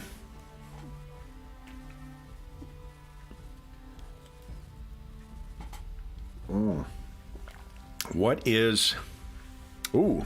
So if Gwen is going to try and attack to disable this person, what she could do instead is she could let go of him and try and beat him down, but by doing stun damage.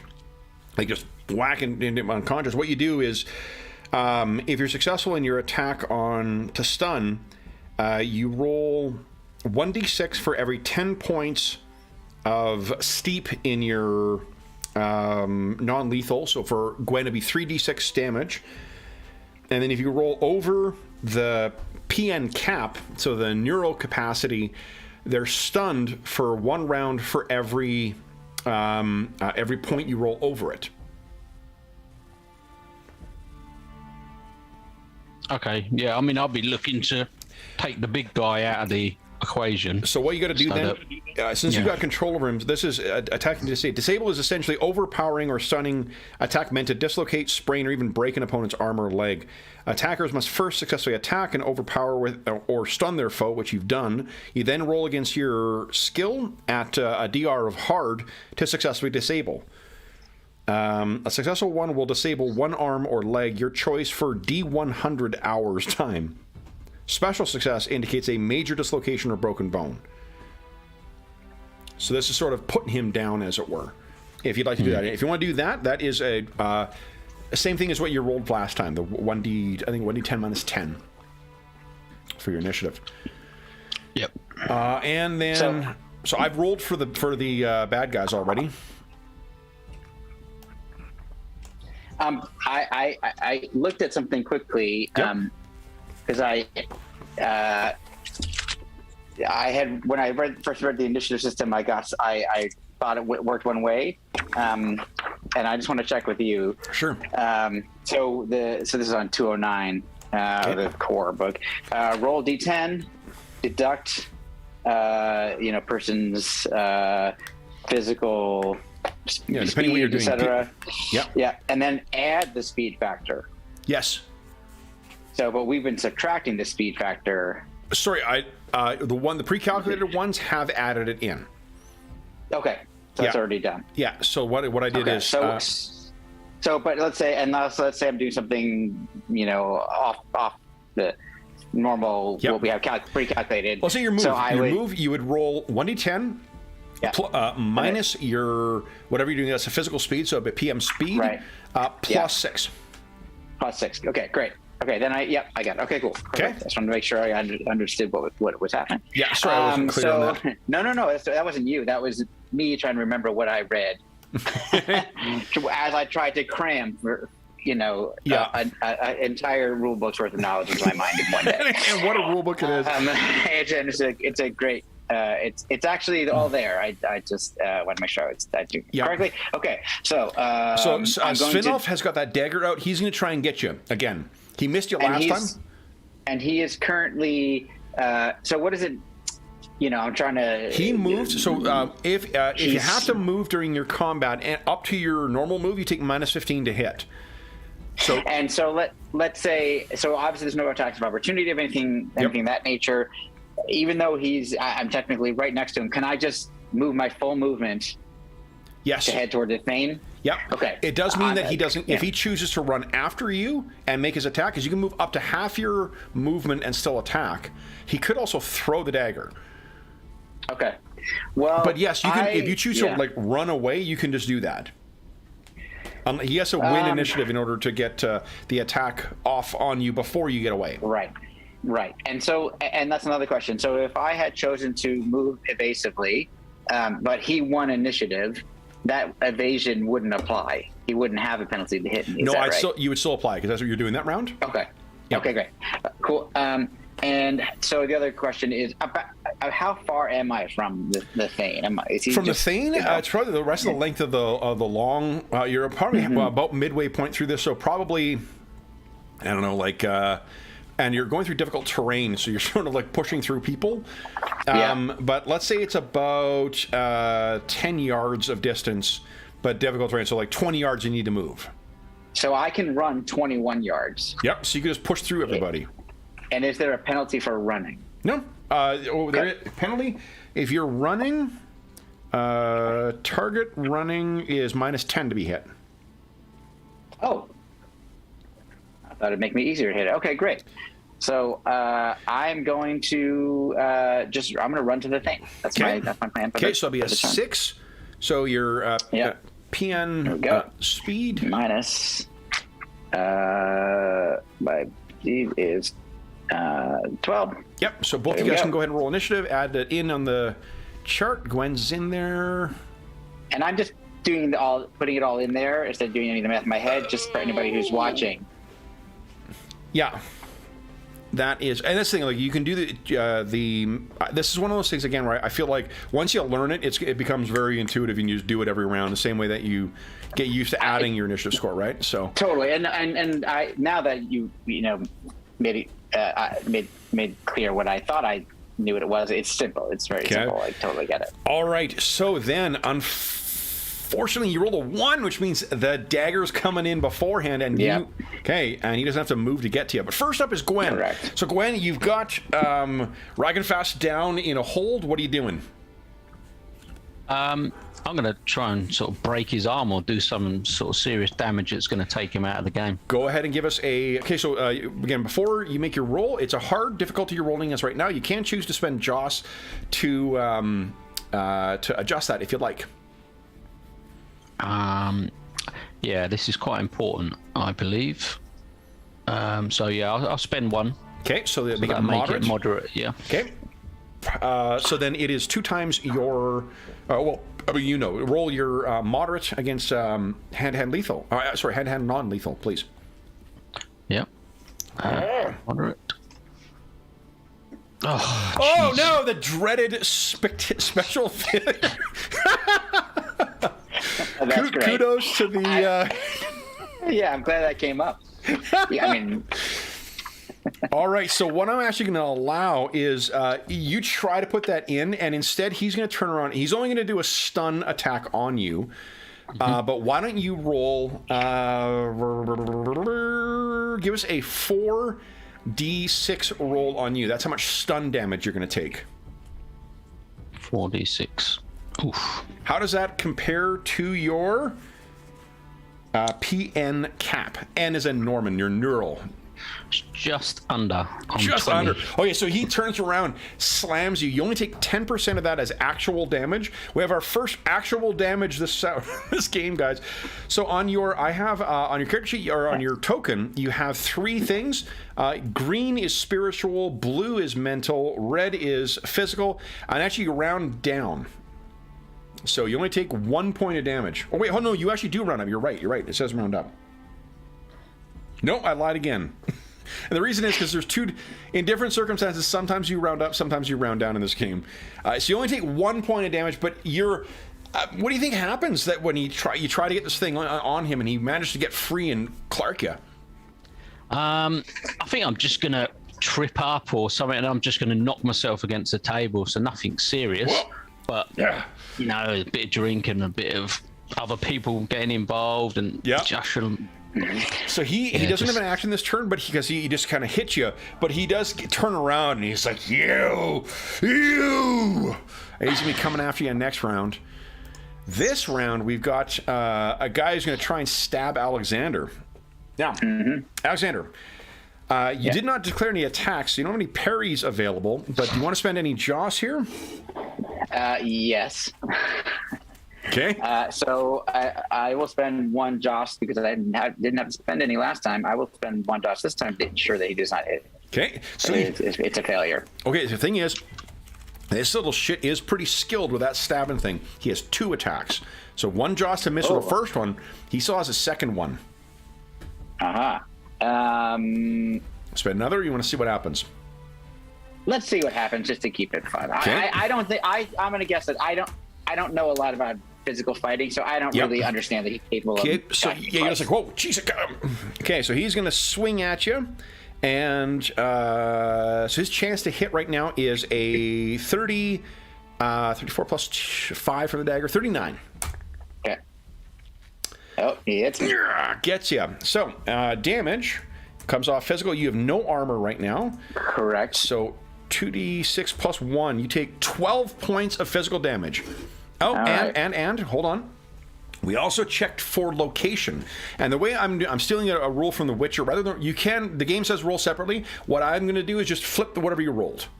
That tells us what you hit. So a 21, I think is 21. Oh, super vital times 3 damage. Shit. So you take 36 damage. Now you can also spend Joss. Oh no, because they rolled. No, you already rolled it. Yeah, I already rolled it. Oh shit. Yeah. Okay, so he super vital. I think he gets up like just alongside of your ribs. You take 36 points of damage. So that just comes directly off my physical, correct? Yes, and as long as your physical is below the wound level, you are okay. The WC, what is it, WC or WL? WC. I think that's not going to be the case. Yeah, 30. You got 53 is your wound level. Yeah. Mm-hmm. Red is physical. Yeah, so it's minus 36. Sick. So he gets a good. No, let's add it to it actually. It counts up. I hit. Yep. Let me fix that. Sorry. I forgot it counts up. It's a miraculous healing dagger. All right, so he manages to get you. Then it is your turn. And that's the second time. Like, he stabs at you once, and you're kind of like, whoa, geez, it's Josso's luck. So you stand back, and he like hits a pot over. People are like, because the soup spills out. And then he slashes back and catches you like right up along the side of the rib. Okay, so I cry out in pain. Yep. And I... Remember, you can, if you choose to, I'm not saying you have to, you can choose to change your action just by adding on to the number. I did pick a spell, cantrip, I should say. Mm-hmm. General John Warcraft cantrip called Armor Physical. So I think I will do that instead, which is it's a grade 1. Okay, so and if it's a cantrip, that is the cantrip. So it's 5 CTs. So it'll take me I would start now, and then I would finish it next. Nope, you start now. 5. Remember, it's 5 CDs. Yeah, each CT is 3 seconds. Right. But your character being the clever caster that he is, we talked about before we went live. One of the really crucial spells in the game is that ready spell, right? Hold effect. Hold effect. Mm-hmm. Yeah. So if hold effect, you can hold something in there and then have it go off in 1 CT. Yeah, I think that I would have done that because I have no armor, so I think it would be normal practice for me to do that. Let me spend. I'll spend the P.E.K.K.A. on both of those spells because I would have to have done it. Yep. Okay.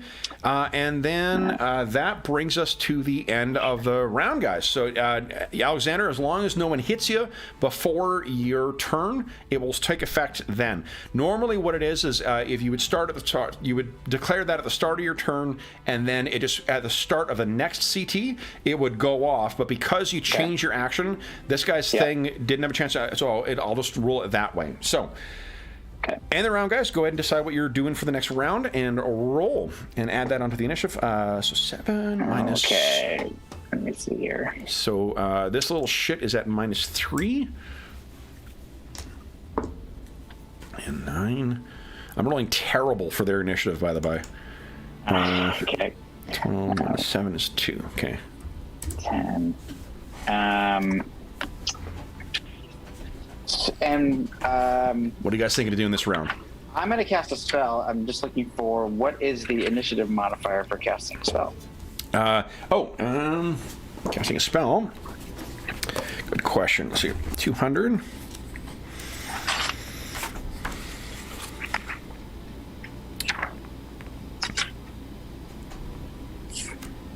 Oh, good question. Oh, I don't know. Yeah, I haven't seen it in any it might of the just be sections so far. Yeah, like if you're roll 1d10, deduct the, because you're using a mental assuming you're using a mental spell, be your MR, your reasoning MR speed, and then That's right. let's see here. I don't think the spell, because spells don't take effect until the start of the next round anyway. Okay. So that's so it, yeah, like normally it doesn't take effect. So if you're hit at some point during the round, your spell's off anyway. And it's one of those situations where rolling high is not necessarily great because someone can attack after you. But in this case, it just, because of the way you've timed it. all right, well, let's see. Yeah, so I think, like, unless I don't see anything either, so we'll assume it's nothing. It's just you. Yeah. Because, like, in fiction, we would see you starting to cast, so it kind of makes sense that other people get to respond once they see what you're doing. So the fact that you're going first doesn't matter because your spell isn't going off in most cases beforehand. Right. Okay. So we got Gwen's in there. Yeah, and then it's an 8 minus 10, right? Well, what do you do in this range? Well, I'm drawing a weapon, so... Drawing a weapon only adds to it. So if you're going to draw a weapon and then attack, you just add 7 to whatever the initiative score would be for that weapon. Oh, it's just a longsword is D10 minus 7, and drawing a weapon's plus 7, so I thought I would just roll a D10. There you go. You're perfect. Yep, you're exactly. You know the system better than I do already. So that's perfect. And Alexander, did you roll? I did. I got a minus 16. 16. I didn't put it in there, though. Okay. Yeah, let me put it in. Sorry. 116. There you go. Okay, so then we'll go ascending. Alexander, you're up first. What do we see? This is a cantrip. Sorry. This is not a cantrip. It is a charm. Sorry. So it's 1 CT. It's called Hecka Darts. Oh, nice. So first, what does your armor look like? Oh, so yeah. So I think sort of a translucent bluish energy kind of forms around me, almost like it's liquid. And it's kind of like, it's almost scintillating, like it sort of like has like a wave of energy, like it's like being refreshed. Yep. Like pulsing, sort of. So as long as it's let me give you a little bit of insight here. What you guys would know, having worked together as a team for as long as you have, Gwen, you'd know that if Alexander is going to start casting a spell to try and affect this guy, if he gets in and hurts Alexander, it's going to ruin his spell. So Alexander may be like, Gwen, and start casting a spell, and you could see, so if you could stop this little guy from getting in on him, Alexander can actually get his spell off. Ideally, what you guys would want to be doing is having Gwen in front and then Alexander behind casting spells, so he could block or parry or whatever. Right. That would make sense. Okay. But I think the dynamics are like so fluid, and Sure. and Alexander's so unfamiliar with the setting, and he just shocked that he's just been stabbed. Yeah. So hard, so this guy is trying to kill me, that he's like suddenly flipped into like fight or flight mode. You got and it. He's chosen fight. Okay. So I think that's why he does All right. something So that probably doesn't Alexander make the starts. best tactical sense. Your Heckadarts sort of form around you. Then it is his turn. So you haven't moved. So he does get 2 attacks on you. Do you wish to try and Hecka or avoid either of those? Hecka, Joss, either of those? Yeah. I think so. Here, so 2 things. One, yes, I'm going to try to spend 1 Joss to definitely avoid one of them. Okay. And then just FYI, for the amount, I put 40 Heka into the armor spell when I cast it, which gives me 40 points of armor. Okay. Now I think that that is actually like a diminishing thing. So it effectively gives you like a separate pool. I could be wrong about that. For every point of Heka used beyond that required for activation, the subject will be equipped with 1 point of protection. It is destroyed on a 1-for-1 basis as it absorbs damage, and when it is gone, a new armor can be cast upon the subject. Got it. So yeah, so effectively gives it like 10 hit points almost.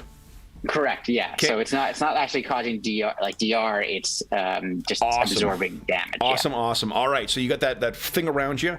All right. So then his attack. So let's see here. So the thing is, if he does hit you, it's gonna interfere with the spell anyway. But that I know. But I just want to. I'm trying to.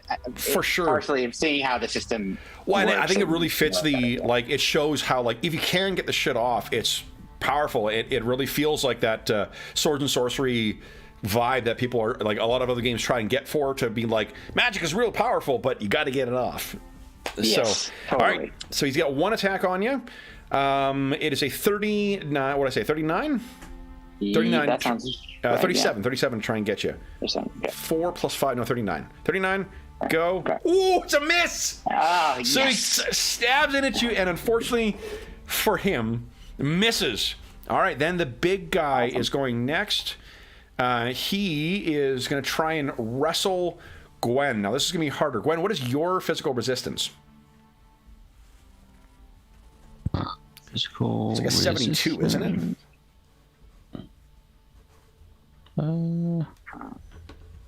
Physical resistance. It's on your the PDF.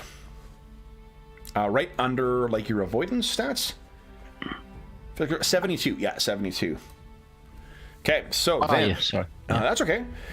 So then he has a... PM cap is 18, because he's a big boy. And then his skill was a 33. That's a 51 versus your 72. He needs an extreme to be able to get you to the ground. So let's see here. I will spend 1 point of his Joss to make that very difficult, which means... he now needs a 33 times a quarter. I need a 7% chance here. No! Special failure. Gwen, he's left himself wide open. He tries to get in on you. He's left himself completely open. Would you like to make a free attack on him? Yeah. If I get a free attack, I'll So you can make it either. Awesome. You want to use non-lethal to do stun damage, or you can use one of your lethal and just fucking punch him and do normal damage. Well, this guy has only been wrestling up to now. He hasn't drawn any weapons. That's right. So I just want to smack him on the head with a bunt of my sword. Why don't you give us a hard hand-to-hand non-lethal? Yep. You can, of course, spend Joss to adjust that if you like. Yeah. Jesus.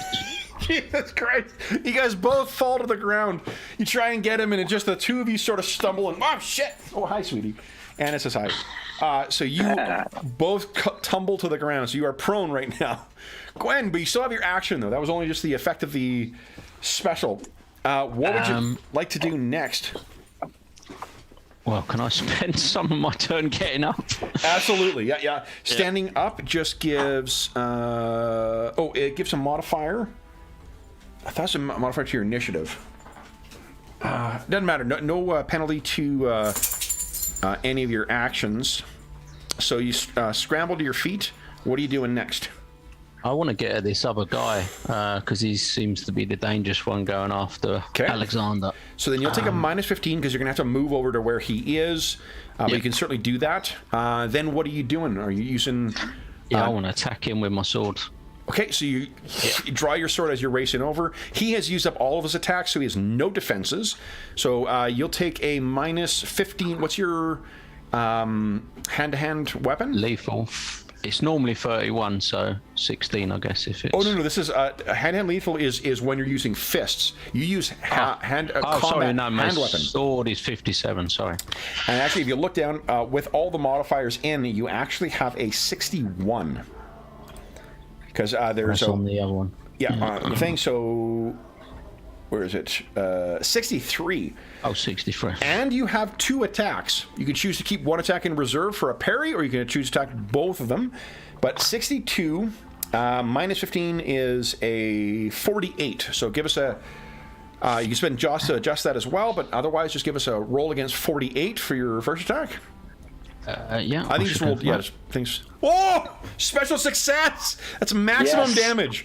What is... So awesome. The damage... 4d6 plus 11. That's 35 points of damage. Oh. Awesome. Hold on. We also have to... That is against a 4-0. We have to compare location as well. That is vitals, so it's also doubled. What does it look like as you cut this guy down, Gwen? That's like 70-something damage you did to him. He can't survive that. Jeez.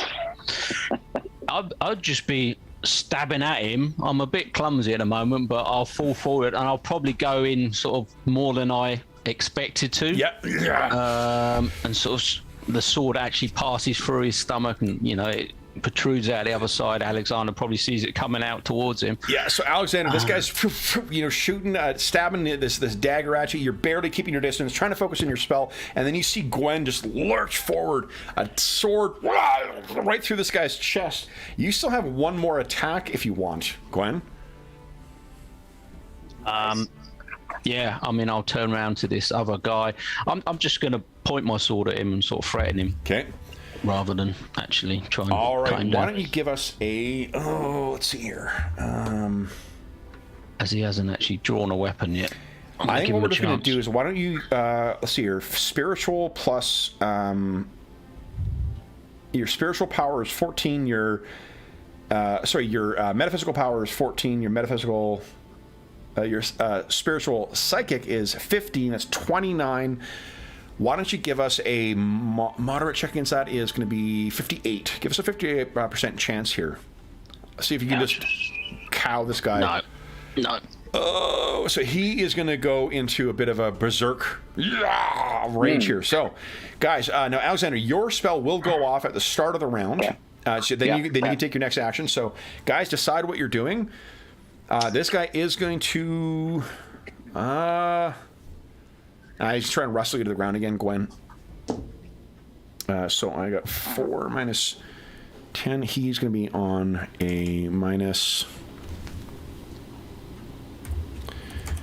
There we go. No, that's not right. All right. You guys go ahead and decide what you're doing. Go ahead and make your initiative roll for that. And then we'll resolve your spell first, Alexander. Okay, great. Nice. Wow. Okay. Same as last. Okay, so first up is... Oh, here we go. Ascending. First up is going to be your spell. What does your Hex Dart spell do? So it conjures into the air. You might be familiar with a spell like this. Might have been called Magic Missile in other games. I don't know what you're talking about. Case, they manifest as actual... what look like they're in the shape of arrows, but this is not the game. I'm just adding some flavor. They're made of like red energy that's sort of sparking and stuff. Love it. I spent enough Heka to generate 4 of them. Okay. And they automatically hit their target. Yep. And they do impact damage as well, which means ignores his armor. Correct. It ignores, armor, natural, blah blah blah, any of that kind of stuff, and it does piercing damage, and it's 1d6 plus 2 for each one, so it'll be 46 plus 8. 46 plus 8. Okay. Oh, does it do? Okay, I thought maybe I'm confusing with a different spell that does impact instead of piercing. No, it does physical piercing damage. Physical piercing. Okay. But it's not affected by normal, natural, or artificial armor. Awesome. Okay, so go ahead and roll. What's the damage for each of them? It's 1d6 plus 2. You want them separately, or just roll them all together? Yeah, I've got no armor to apply against this, so. Okay. Here we go. Okay. 17. So he's slamming to him, and we can see you beginning to cast another spell. So Alexander, you're up first. Yes. So we forgot to roll for casting as well too. because it would have been against moderate to Elmer Craft. But that's okay. The first one went off. What are you casting this round?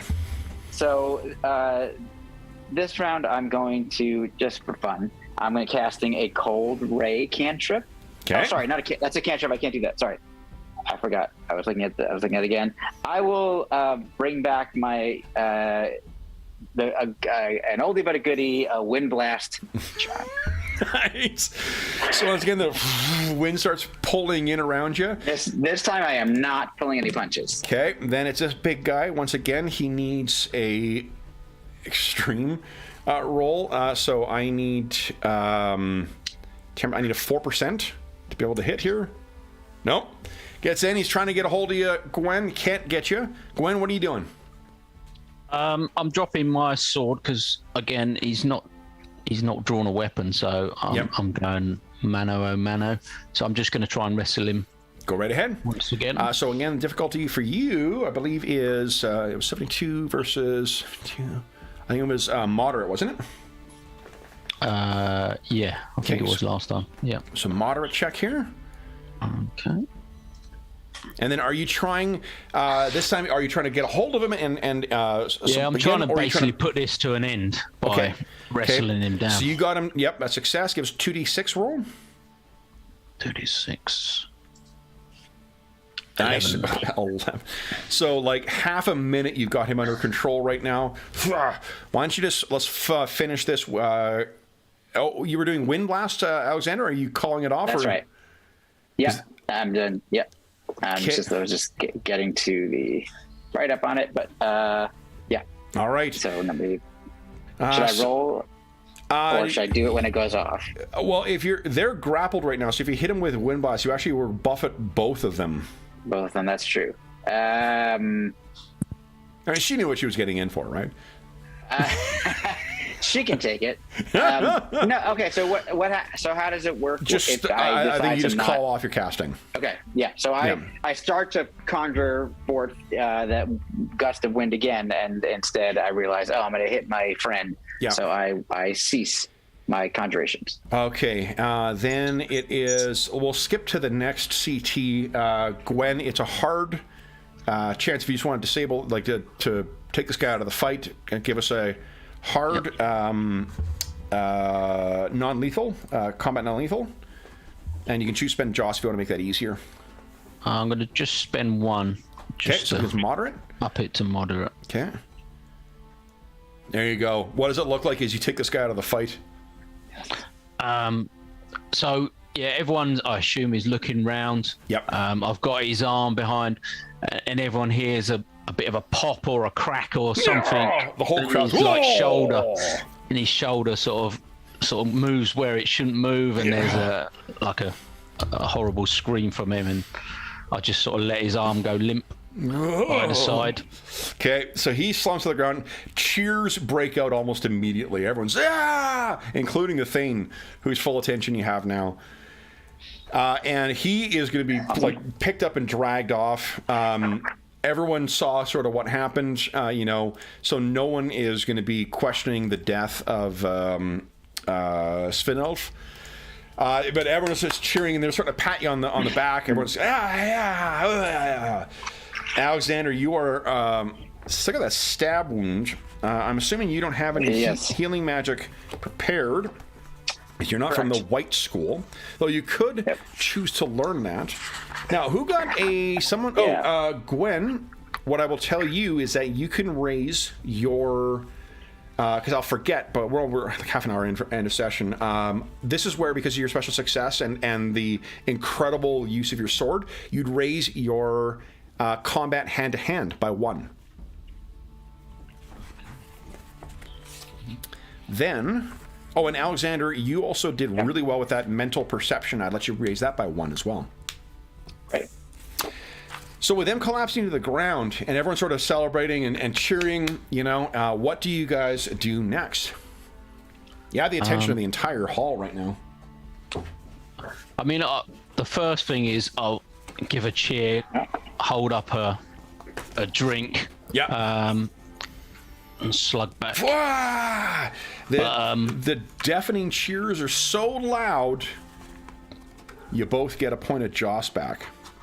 Oh, nice. Cool. Okay. But then I will look over and see Alexander's wounds a little bit worse than I thought it was originally. So I will sort of get him to sit down and I'll try and do some first aid on him. Sure. I'm just turning to that. I think it's a physical skill. All right, so first aid. Successful first aid roll can remove 1d10 points of physical damage, or twice that for a special success. And what is it a moderate or what's the... First aid is... Yeah, it'd be moderate. I think it's dependent on... Let's see here. So it'll take 1 to 2 ATs for each function, and as usual, the DR is dependent on the materials available. It may not surprise you to learn that they were prepared for this eventuality. Brawls and whatnot at the celebration for the Thane are not uncommon, so we'll treat it as moderate. Go ahead and give us a moderate first aid check. Okay. Nice. So, Alexander, roll 1d10 and you recover that back. Awesome. Oh, damn it. Sorry, that didn't, that doesn't work. Here we go. 7 back, not Great. bad. Okay. Thank you. All right. Gwen, they can do the same to you. You can treat yourself in this. You want to treat yourself, or are you just going to wait? That'll go away overnight.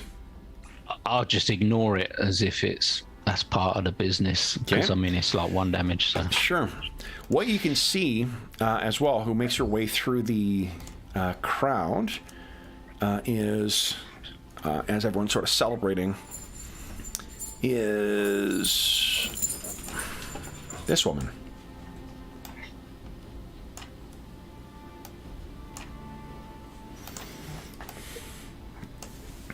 And she seems, I think she makes her way over while the last of your treatment is being administered there, Alexander. And she just is kind of staring at you in that creepy, it's a Viking goth girl, I guess. Kind of. Yeah. Do you acknowledge her presence whatsoever? Either of you guys? Yeah, have we seen her before here? Why don't you give us, I think it'll be a hard perception, physical perception. Okay. For either of you guys. Both can make it. Oh, and or what you can do, if you talk to each other, just because it's worth talking about how cooperative tests work, is depending on how many people are involved, it tells you what percentage of the other person's skill gets added to the other one. I think when it's just 2, you can add the full amount of each. I believe. Is it 50% or? I think we should check it. Combined effort. You need to have 3, minimum 3, 50% each. Half of what we can do. Yeah. So let's just have both of you guys roll. Go ahead, each make a roll. Sure. Yeah, hard. Let's see. At moderate, right? Yeah. Or hard. Sorry, hard. You said hard. Yeah. Okay, here we go. Alexander, she's been sort of skulking around, it seems like there are definitely going to be Heka workers here, or Heka practitioners, whether they be priests, wizard, mages, or a combination of the two. She, you would think, has been one of the way that she has been she presents herself makes you think she may be have some training in the Green School. That is more inclined towards like plants and nature, in addition to general Dweomercraft. Okay. And so you have seen her around, sort of lurking around. Okay. So, and she sort of comes. She approaches us, and she's looking at us both. Yep. So I say, "I do not believe we have met. My name is Alexander. What's yours?" She, her eyes sort of narrow. She says, "We have not.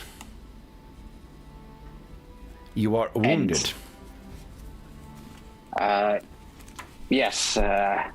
Gwen, my friend Gwen here, has helped bandage me up a bit, but I still seem to be injured. She looks at you, Gwen, and says, gestures like, may I? I am super defensive at this point with the whole situation that's just happened. Yeah. So I will sort of look to Alexander really for his acceptance, because it's him that's potentially at danger. So I'll stand in the way until he gives me the nod, if he's going to. Yeah, I will make eye contact, and I'll nod like I'm okay with this. Okay. Okay. I'll take a small step, but I'll be like right on her. Like. Okay.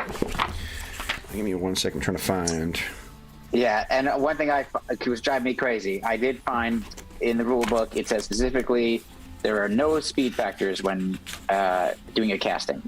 Awesome. It's on page 217. And like there's a logical, like, when you know that's what they're doing. Because it does put you in the position of being like making yourself a big target. Yeah, one other interesting thing I came across as I was looking was you have the option of going last in the turn order if you wish. Oh, so you could hold off. Yeah. I mean, it still means that you're like, if you get hit, you're still going to lose your spell, but you're still going to lose your spell. Yeah. Yeah, but so it seems like it's really more for like a sort of like a ready action. Yeah. Like you need the combatant to get closer or whatever. Yeah. So you have to wait for them to move or something. So or, like I said, like the attacks of opportunity, you'd probably model that way too. Like if they try and move away, I'm gonna fucking hit them. Yeah. Okay. Yep. So what she does, I'm trying to find the. I thought I'd be clever and use an actual casting on you, and then I can't find the one I was thinking of now. Well, I think one of the things that's interesting about this game is once you get used to it, it seems to me it'd be very easy to make things up on the fly. Definitely. On the fly. Yeah, and I think that once you're more comfortable with what the things specifically do, like you would be, this person is improvised because I thought I'd be easy to find that thing, but I mean, like, you would prep the shit beforehand so you know what they're capable of, the same way you would with any game. Yeah. What she's going to do is it takes her 15 seconds, so it will be a spell, but it's a spell that you're not familiar with. Alexander, do you have any training in religion?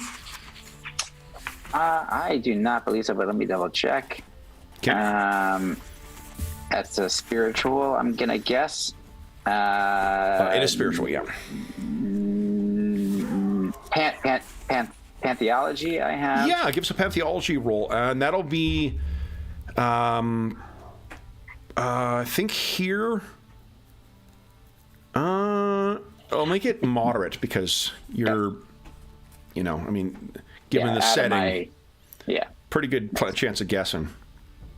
There you go. Yes. And not for nothing, if you're leaning more into your Germanic as opposed to Slavic heritage, that means that you are probably more familiar with the Norse pantheon than you are. It is a prayer. It's a prayer that she offers as an invocation for Freya. And then you are going to be healed for, let's see here. Mm-hmm.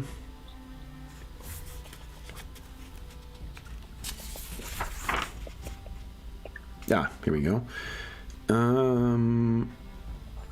Would you give us a 10d3 roll, please? 10d3.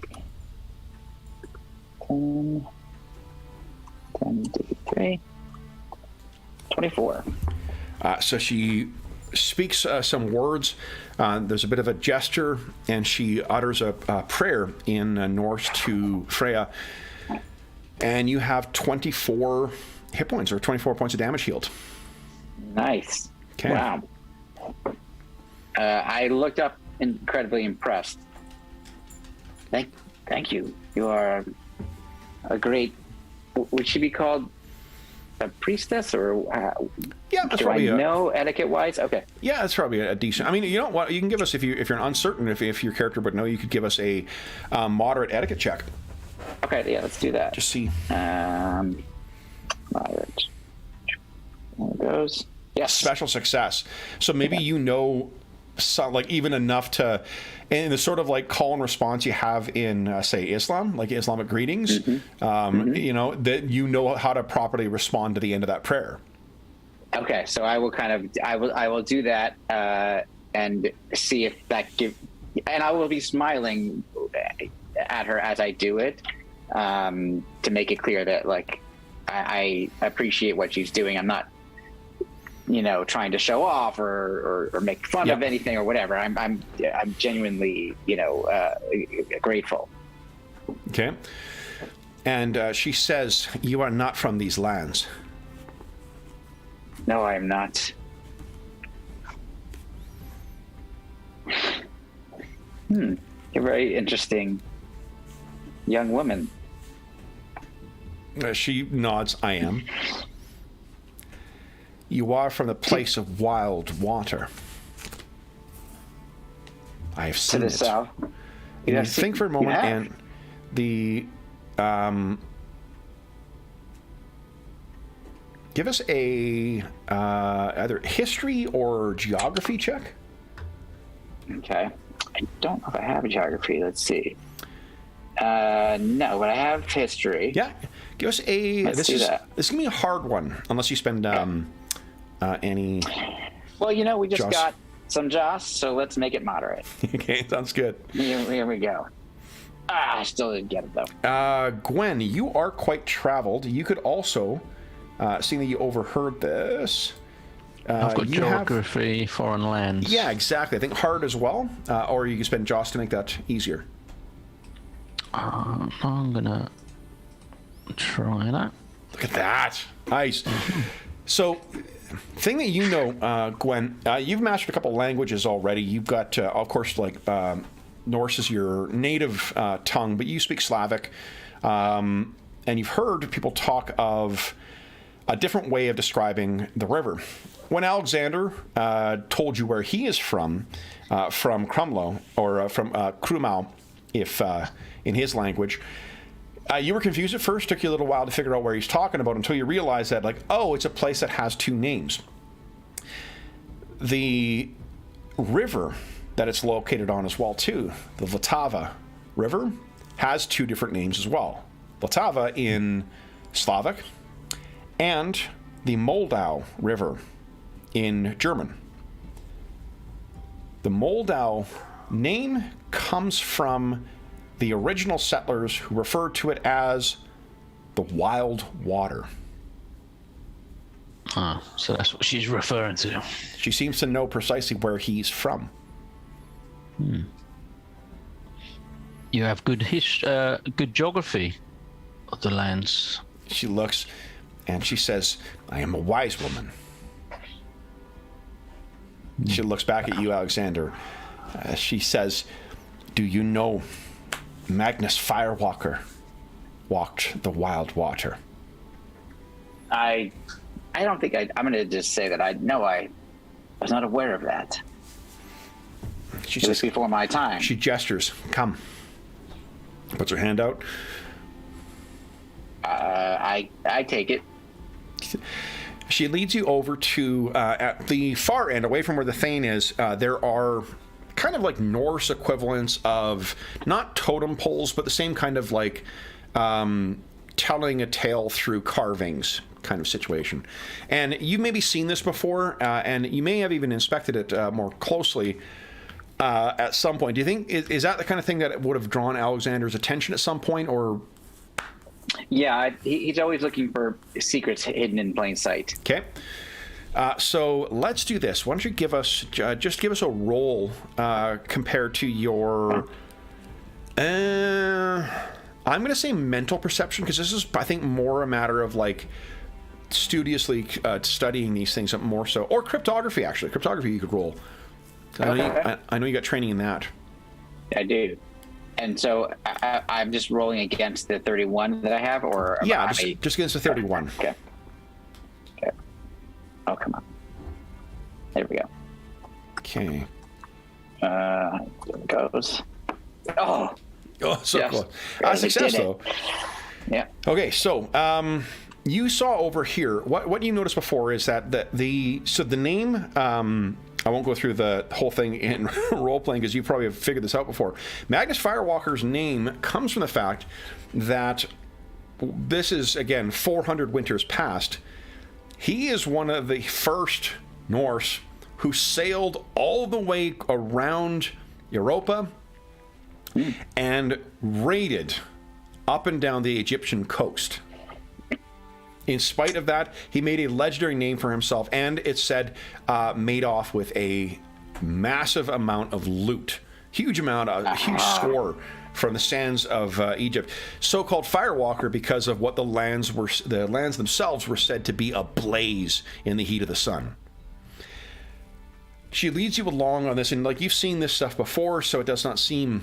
And she says, "It is there that the cross of Jormungand was found." And she gestures to something. And how did you miss this before? Would you give us I think a Dweomer crafting. Okay. Yeah. I'll say a Dweomer crafting. Or no, hold on. Let's. It's on your character sheet. I didn't put it on the actual sheet. You've got Pyro Egyptian at 31. Why don't you give us a moderate check at 31, so 62 or less. Okay. Look at that, right in the nose. Holy smokes. So the thing about this thing, like the whole thing seems to be depicted largely in Norse style. Even the depiction of the raids upon the Egyptians is seen from a Norse perspective in a Norse style. This is one of the places where there is a marking that you've not seen. Mm-hmm. What you can picture is an ankh, like a Egyptian style cross with the loop on top, but it is made out of a single serpent going along, coiling in on itself, forming this whole loop before swallowing its tail. The Firewalker brought this, and you need not make a roll. Like ankhs in general are, if they're of importance, tend to be of pretty high importance. You have no... Gwen, do you have any training in religion? Religion... No. I think you could make a geography foreign lands check then. I think this would be difficult because it is a fairly obscure bit of historical knowledge. And Alexander, what I'm trying to learn is if you know, what you would know about the Egyptian faith. So it could be pantheism, probably at a hard. Okay. Yeah, let me do that. Nope. Okay, so doesn't mean anything to either. And she's gesturing along on the things here. He came back, and with this, with the cross of Jormungand, defeated all challengers. And she gestures past. There's a horde of trolls that came down trying to take his horde. There's an army of Elfar that tried to take his horde. And there are enemy Vikinger who came, thanes greedy for his riches. He defeated them all and built this grand hall. And then, she gestures to something else on a third pillar. Then a falcon of fire came to him and spoke of riches to be found in the heart of Europa. And he followed, and at the headwaters of the wild water, he met a troll of such power that it killed him and took this. Not even a body to send off to Odin. And you're listening, but your eyes are particularly focused on the depiction of the the falcon. Would you give us once again a pantheology check? And that is at a plus, or not a plus. This is a moderate check for you because it's actually relating to where you grew up. And Gwen, you can give us just a check of against. Let's see here. I think just a flat check against geography, foreign lands. You could choose against hard. You could choose to spend Jost if you want.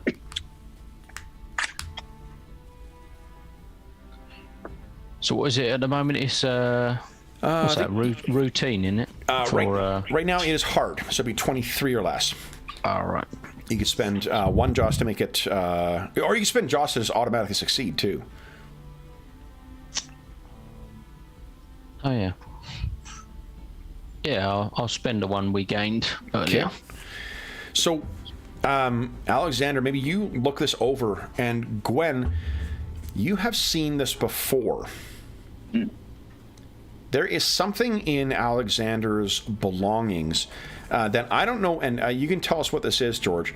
Something in your belongings has a marking of a religious,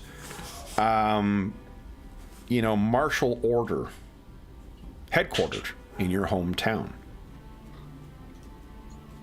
Who do you think in your family or your friends or whatnot that may have thrown in with one of these militant religious orders? I think I have a younger brother. Okay. So you've got maybe, I don't know, what do you think is like a gift or something stitched together? Like what do you think you would have that on it that Gwen has happened to see? I think I have essentially the equivalent of a spell component pouch that he had crafted for me. Nice. Or Dormer craft. Yeah. Yeah. So you, Gwen, it seems that either Alexander is just like paying attention to something else or is more focused on your storyteller. But you can see the way that the falcon is designed is actually, it is fire, but it seems to be grasping two other burning brands, one in each hand, or each claw or talon, I guess.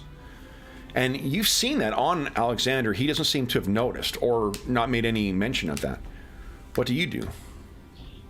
I'll say, Alexander, I remember this. You've got a pouch or a bag that has got this insignia. And then as soon as he says it, obviously, like it comes flooding, to me that that's the case, and I instantly reach down and pull it up, and hold it up to it, and realize it's a match. Yeah, it's almost perfect. And what this is representing, your brother, unlike you, embraced the Slavic tradition, and the order to which he's a member is the ancient order of Three Flames, so called for Svarog, the Slavic god of metallurgy and crafting, and said to be the creator of the world. Perun, god of lightning, thunder, and storms. And Svarotsi, the god of fire. Those three are said to be, respectively, the celestial fire, the atmospheric fire, and the earthly fire. And that order is dedicated to that trinity. Unlike Norse myths, in the Slavic pantheon, threes are the thing of importance. Their belief is three worlds and trinity rules as opposed to a single king. Interesting. So I'm definitely shocked and surprised to see that symbol here. And if she's talking about the river, one thing that, Gwen, you are a fair bit more travel than what Alexander is, but you can sail directly from the North Sea all the way down the Elbe and then down into the Vltava without touching land. And the headwaters of the Vltava are located in the thick Bohemian forests to the south of Krumlov. You've never heard of any troll or any Viking prince or anything like that. You never heard the name Magnus Firewalker until you came here. She looks, sort of her hand comes up and joins yours as well, too, and says, "The falcon came, of flame, and brought Magnus Firewalker to his doom. And now, a falcon of flame has come again."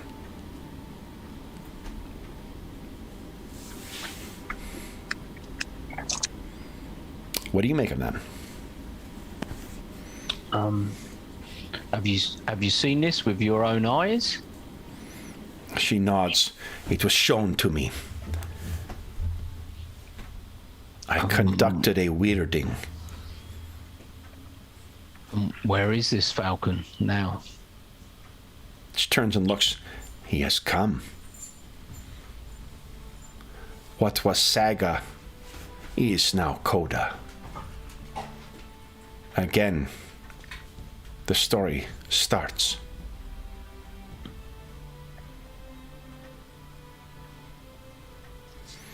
And in spite of the noise and celebrations and whatnot, there's still people coming up and kind of clapping on the shoulder.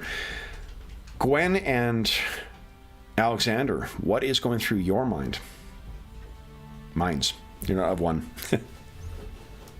I would say that for Alexander, the sudden involvement of my own family is a shock, but it makes him feel like he was led here purposefully.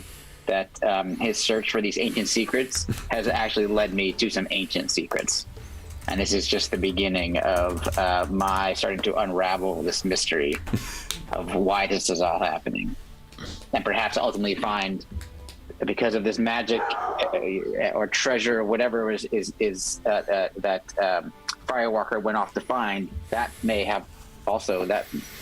benefit my knowledge of magic. So one thing you would know, you don't have to make a fairy check for this. Trolls, like elves, like many creatures of fairy, they do not die. And like you saw here, they may go in, go out of the fairy realm. So there may be, in some cases, it's a portal to a small cave, small room or whatnot. It does not necessarily mean free travel back and forth. There are intermittent realms as well. And the Egypt, not for nothing, is, as far as you guys are concerned, the source of the most powerful magic anywhere. Nothing in Europa compares remotely to the ancient secrets. The eldest kingdom in Europa dates back maybe 1,100 years. The eldest and continuous traditions from Egypt go back 5,000. So, if your eyes drift over to that, the Cross of Jormungand. So then, guys, I think we bring our session to a close here. But let's talk about Dangerous Journeys before we call it a night. So, guys, I will let you share your impressions first. What did you guys think of Dangerous Journeys? Darren, what do you think?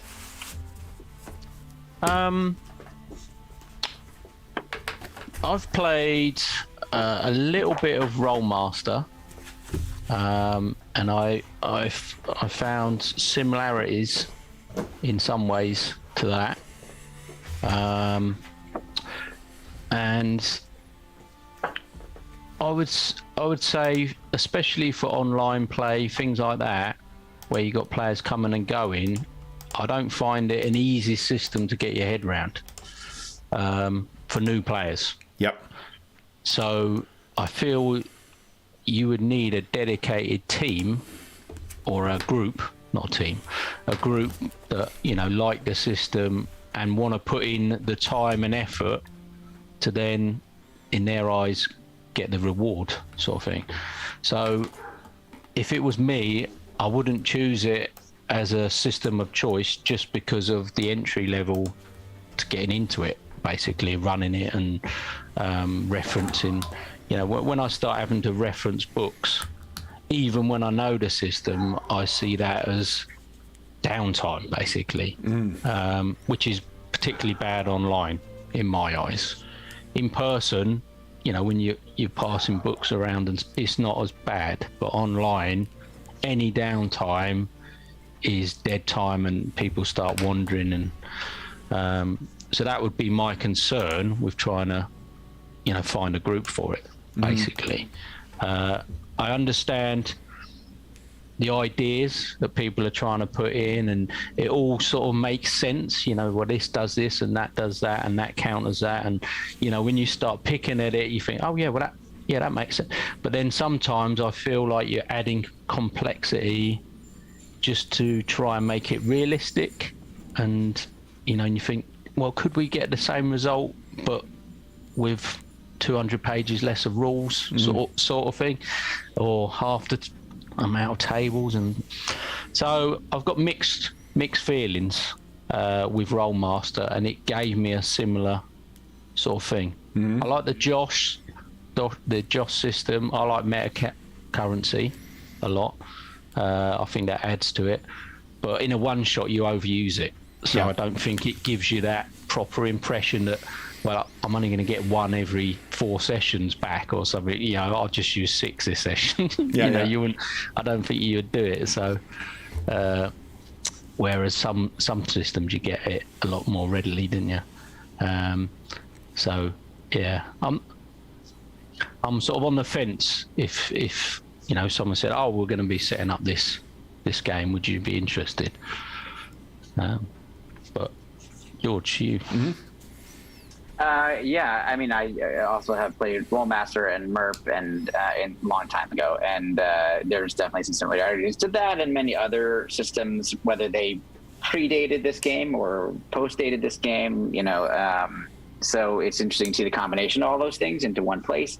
He definitely emphasizes the idea of making it a realistic system. So I agree. There's a lot of things to parse through to when you're trying to do something in this game.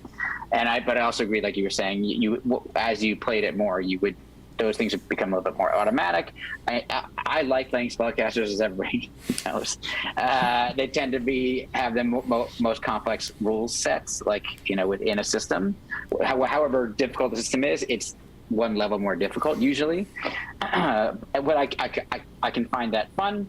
And it was just wrapping my head around, you know, when you're so used to other systems and having never played this before, it was taking me a while to wrap my head around what I can do and how I can do it and what makes sense to do, you know, and when to do those things. But I did start to, even in these few hours we played, start to go like, oh, okay, now it's much quicker. When I looked at my spell list, like I'm in battle, I'm just looking for charms. Like I'm looking for charms. That's what I'm looking for. And I can do other things too, but like I understand it's going to take longer. So it really narrows down suddenly once I'm in a combat situation what I want to do, which makes it easier. So I don't have a billion options. But I like having a lot of options that I can use in other circumstances, like when we're, you know, getting into role-playing situations or exploration situations, or, you know, things that are longer periods of time, which, like, he's got tools for, like an AT time period. So the setting I find really interesting, and I know partially that's because of Kevin and the way that he runs things and you know, the time and effort he puts into the storylines he comes up with and the characters. It is a complicated, you know, there are more complicated systems, 100%. But it does have a level of complexity that I think takes time to understand. So what I always try to ask myself when I'm like trying out a system is, you know, is this a system that's just there to make everything, to make the rest of the game, meaning like the role playing, the storytelling, all of the character interactions, all that stuff, work? You know, it's just sort of under the surface and you don't really even notice it. But there's other game systems where the mechanics have some kind of fun to them. You know, they're providing an experience in and of themselves. To give one sort of extreme example, I came up with a rule when I was the line lead game designer on Indiana Jones, which I don't know if I ever put in. I think I did put it into a product once. But basically, at the table at conventions, I would have people in like running away from a boulder, just like opening Raiders. I want everybody here, based on some stats that you have, to roll. You have to roll 10 successes in 1 minute. Ready, go! And everybody at the table, like, their dice are going on the table, like, no. And that kind of experiential thing is taking a game mechanic and making it part of, the experience of playing the game. So I don't think the objective of this game is to do that. I think the objective of this game is to create something that you can use across any genre, any time period, etc. And I think it was a good basis for doing that. I would definitely play it again. I definitely enjoyed it, and I'd like to learn it more deeply, because I'm sure there's things I missed. Like I just found a bunch of other stuff that I wish I had known earlier. It wouldn't have changed what I did, but I just wouldn't have had to think so hard at certain points.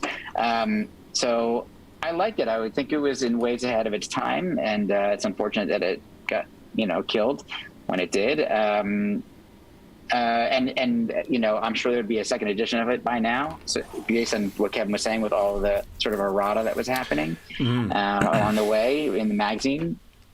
So it's fun. It's a fun system, and I'm really glad we took it out for a spin, because I've never seen it. I've never played it, and I've never seen it played. So yeah. So it played out from mine. And for context, I did spend the last week just grinding through the book to make sure I understood, and going back to and making sure that as best I could, I understood how everything was set up.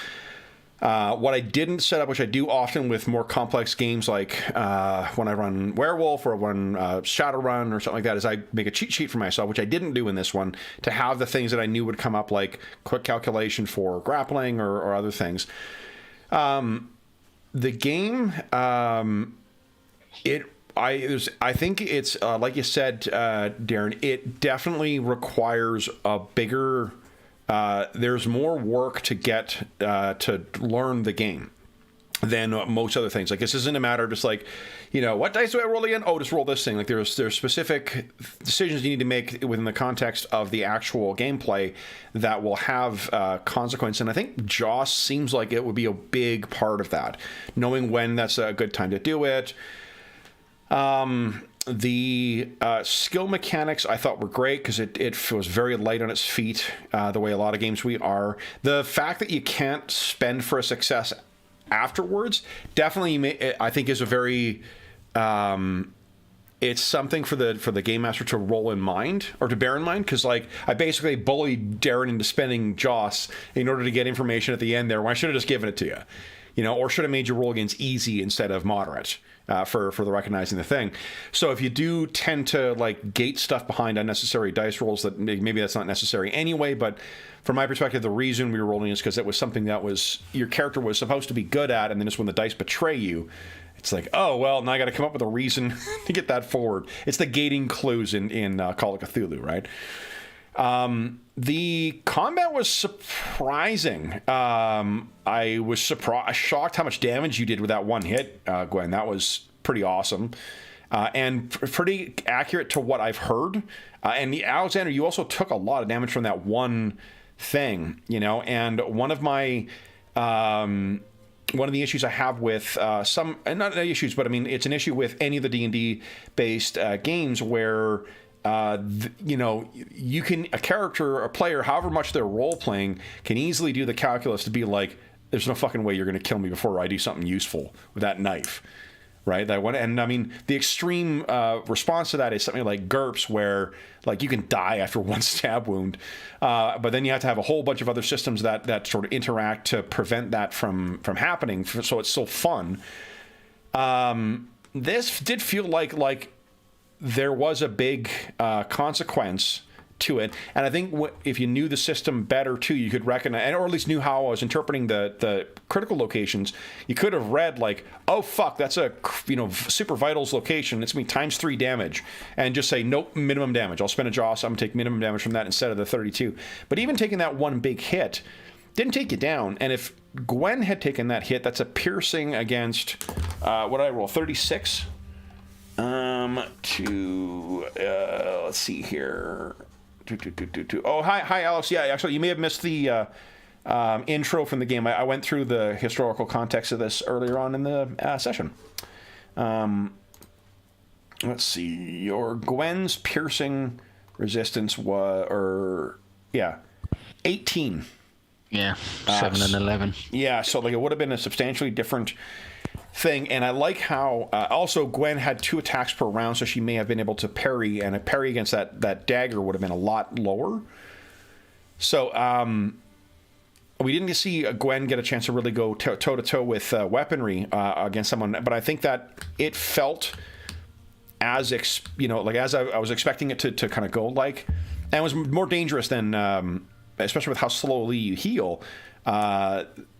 So the challenge, I think, for a game like this, like one of the reasons why I really insisted on using pre-gens is having gone through the character generation playing just even one session, guys. Can you imagine making characters in the abstract of not knowing what any of these numbers mean, or how things play out? Like, it feels like it's also the book itself is not written incredibly clearly.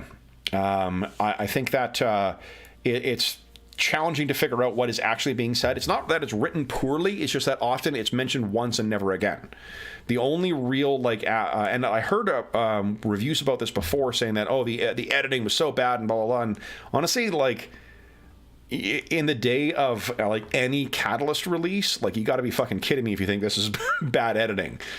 It's more a matter of there's so much in there. And it's like you said, George, like, the thing I found most interesting about going over this is I kept finding new things and more like permutations of the rules. Like, oh, that's really fucking interesting. And that's really interesting. And like, in terms of giving an experience that is not level focused, where you're having that sort of as an appendage to the game, or it's a constant scale of the difficulty in it in relation to the combat simulator part of AD&D.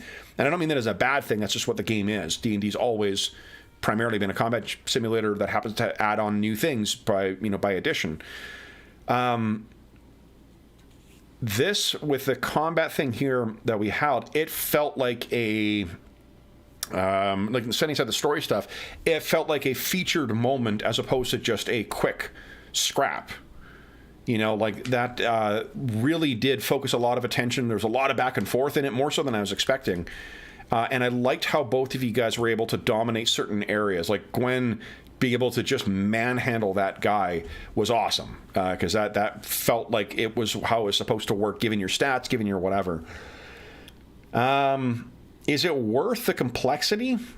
So the comparative games to this, I'm hard pressed to think of something where it directly parallels to. Maybe RuneQuest, because I'm just not familiar enough with RuneQuest.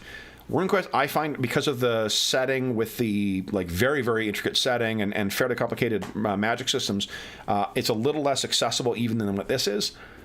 It's not as lethal as GURPS. It's not as system, like the hero system has something sort of similar, but it isn't as flavorful as this, with a whole slew of spells and whatnot. I feel like, and you guys tell me if I'm wrong, like what this would suit if you're able to get your hand on or your head around the complexity of the game, because a lot of those calculations that we were doing would become more rote. Right, like I was already, I knew I didn't have to look up what dagger was, because I remember entering the character sheets. It's got a weapon speed of 2.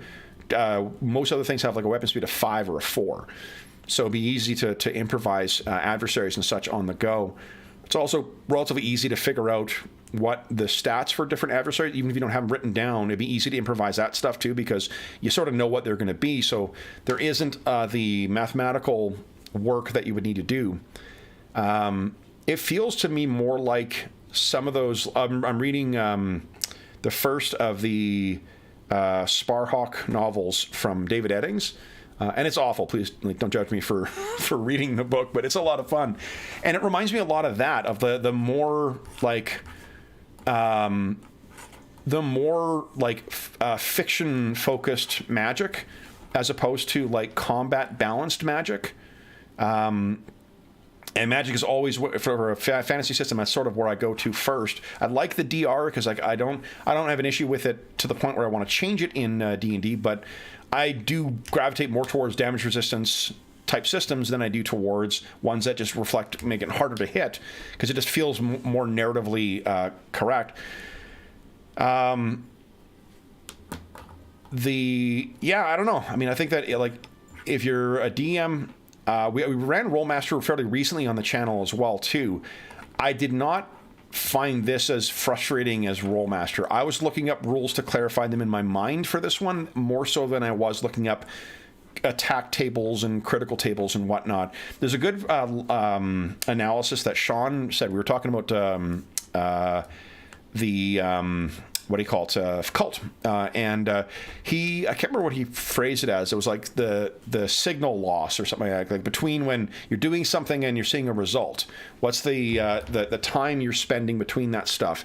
And I think that for a first time running through this fairly complex game, where the signal, to noise, or the signal strength is a bit high. We're spending a lot of time where we're looking up stuff, we're trying to explain stuff, we're trying to decide stuff, but I feel like that's one of those things that would go down with time and it would fade more into the background. I think that combat isn't an end in this the way it is in like D&D or whatnot, because it's dangerous. You might get a 4 times hit against yourself or something like that. So yeah, the combat is clunkier than what the even AD&D is, but it's supposed to be. I feel like it's like some of those other games where it is more complex because it's not supposed to be the thing you're doing all the time. It's a feature moment, and because of that, there's more complexity to it.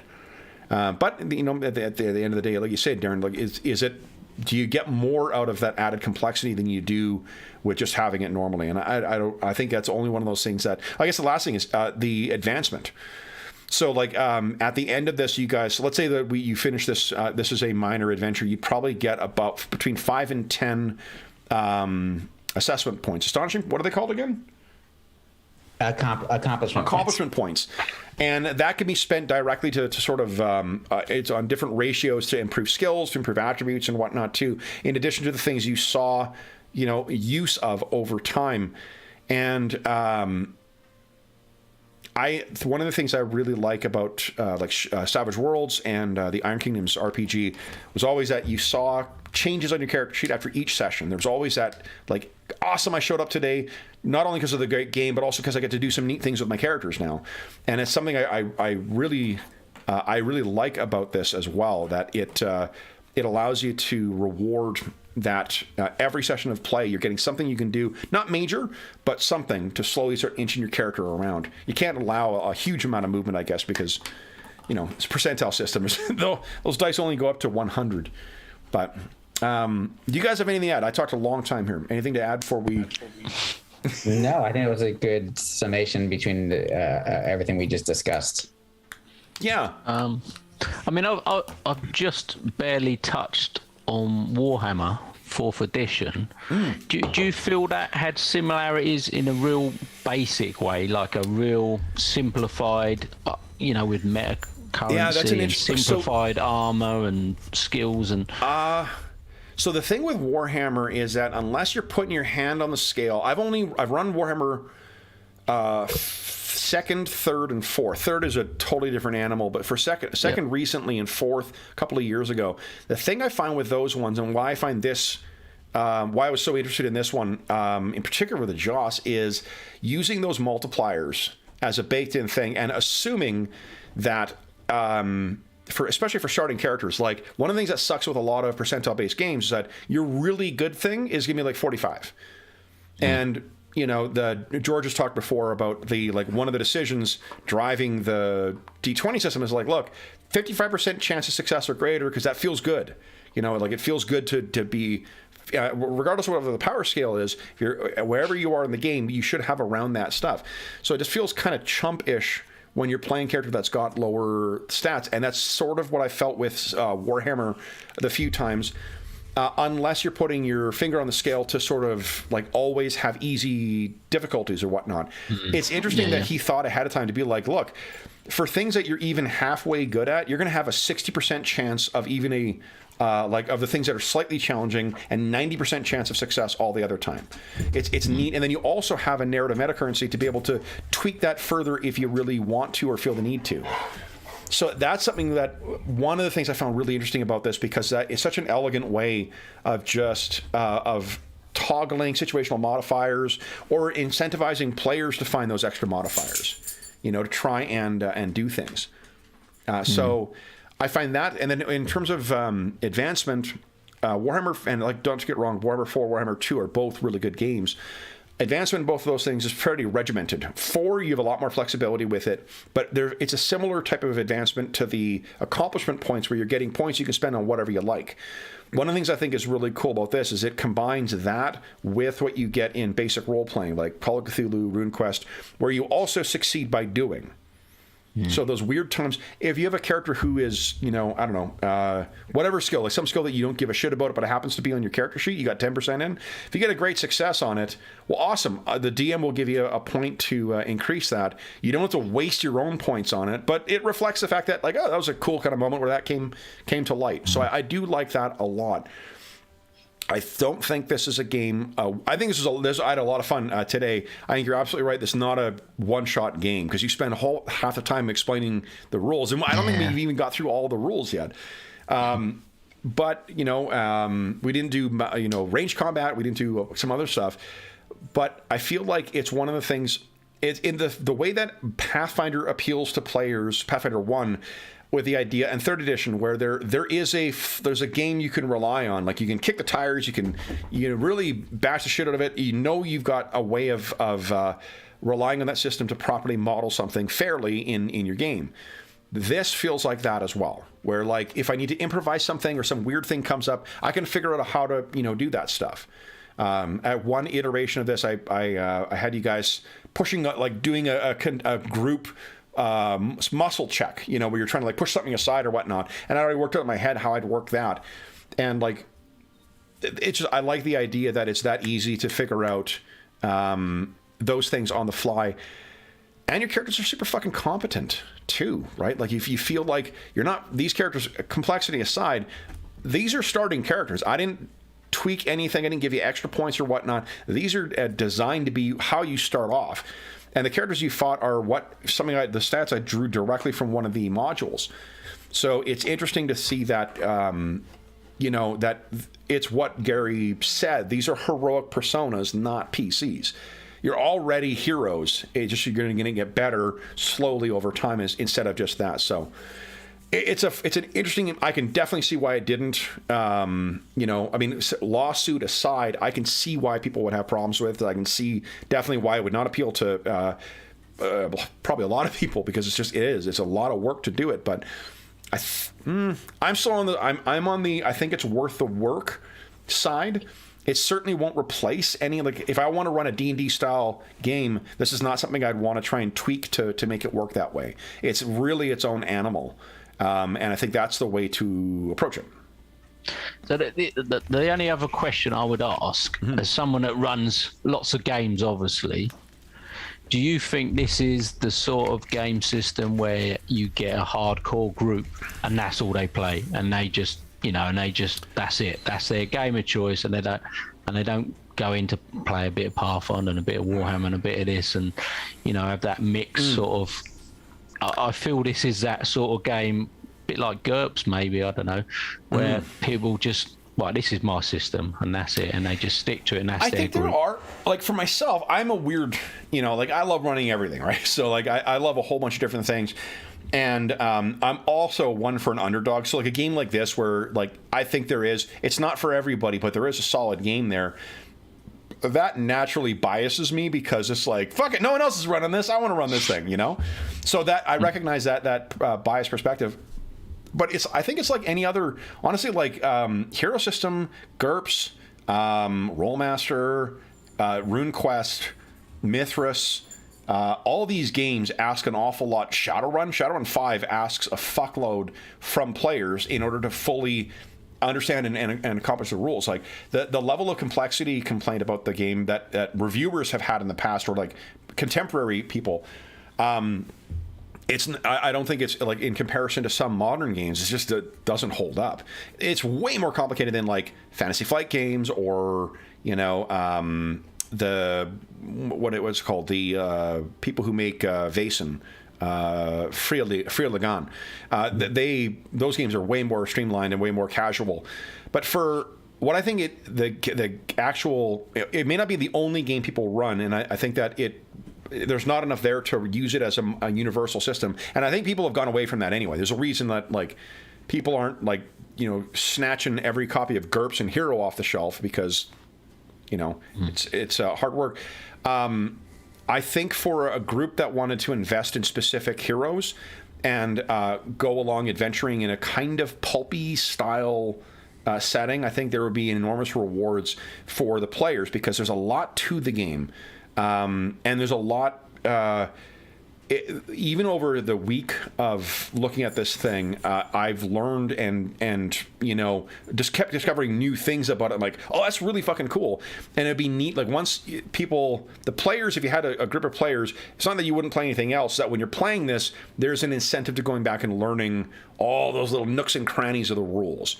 And I think it's rewarding in a way that, like, really hard video games, are rewarding for some people. I've been playing Elden Ring lately, and like, I'm sort of coming around to that. I still don't want to play fucking Dark Souls ever again, but like, for some of those games, there's a reward to the investment put into that. And that's not always the case with RPGs. Some things are complex because they're fucking complex. This, I feel like, because of the weird, quirky way that Gygax put this together, no doubt built over house rules and things that happened in his sessions and whatnot, that he put this together, there's a solid structure there that's, again, like, for the right players and for the right DM, it's worth exploring those nooks and crannies to really feel out what the world's going to be like, because that will just keep reinforcing on itself. Imagine when you're struggling to pick your 36 spells to have, cast, because... And it's weird, like, Jordan's playing a caster with that level of stuff from a fucking PDF. He doesn't have the benefit of having the book to flip through and whatnot, right? Yeah, I've only got I have I never got Mythus Magic. I ordered it. It just didn't come. I was hoping we'd get here today before we played, but it didn't. And I have trouble, as everybody knows, reading from PDFs. So I have this book, which made it a lot easier. But yes, trying to assimilate all that data from a screen and also. The PDFs are like they're old. PDFs. They're old PDFs. Like they're saying, you can't. Yeah, this is things I found in the like the back corners of the internet, because you can't legally purchase PDFs of this thing anywhere. You can get used copies. Like, used copies will run you between like $40 US and $80 US, I think. Things. So, yeah. It's anyway. So.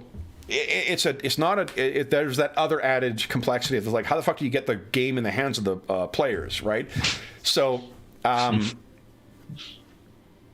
all that said, I mean, like, I fucking run it again for sure. Like, I really enjoy the level of I enjoyed everything really about the thing. I enjoyed the complexity. I enjoyed teaching it to you guys. Like, I really, really appreciate you guys giving this thing a go and trying to learn it, and playing through. I had a lot of fun with this, and we got about 2 sentences done and what I'd written. So that's per usual. It doesn't matter what the system is. Yeah.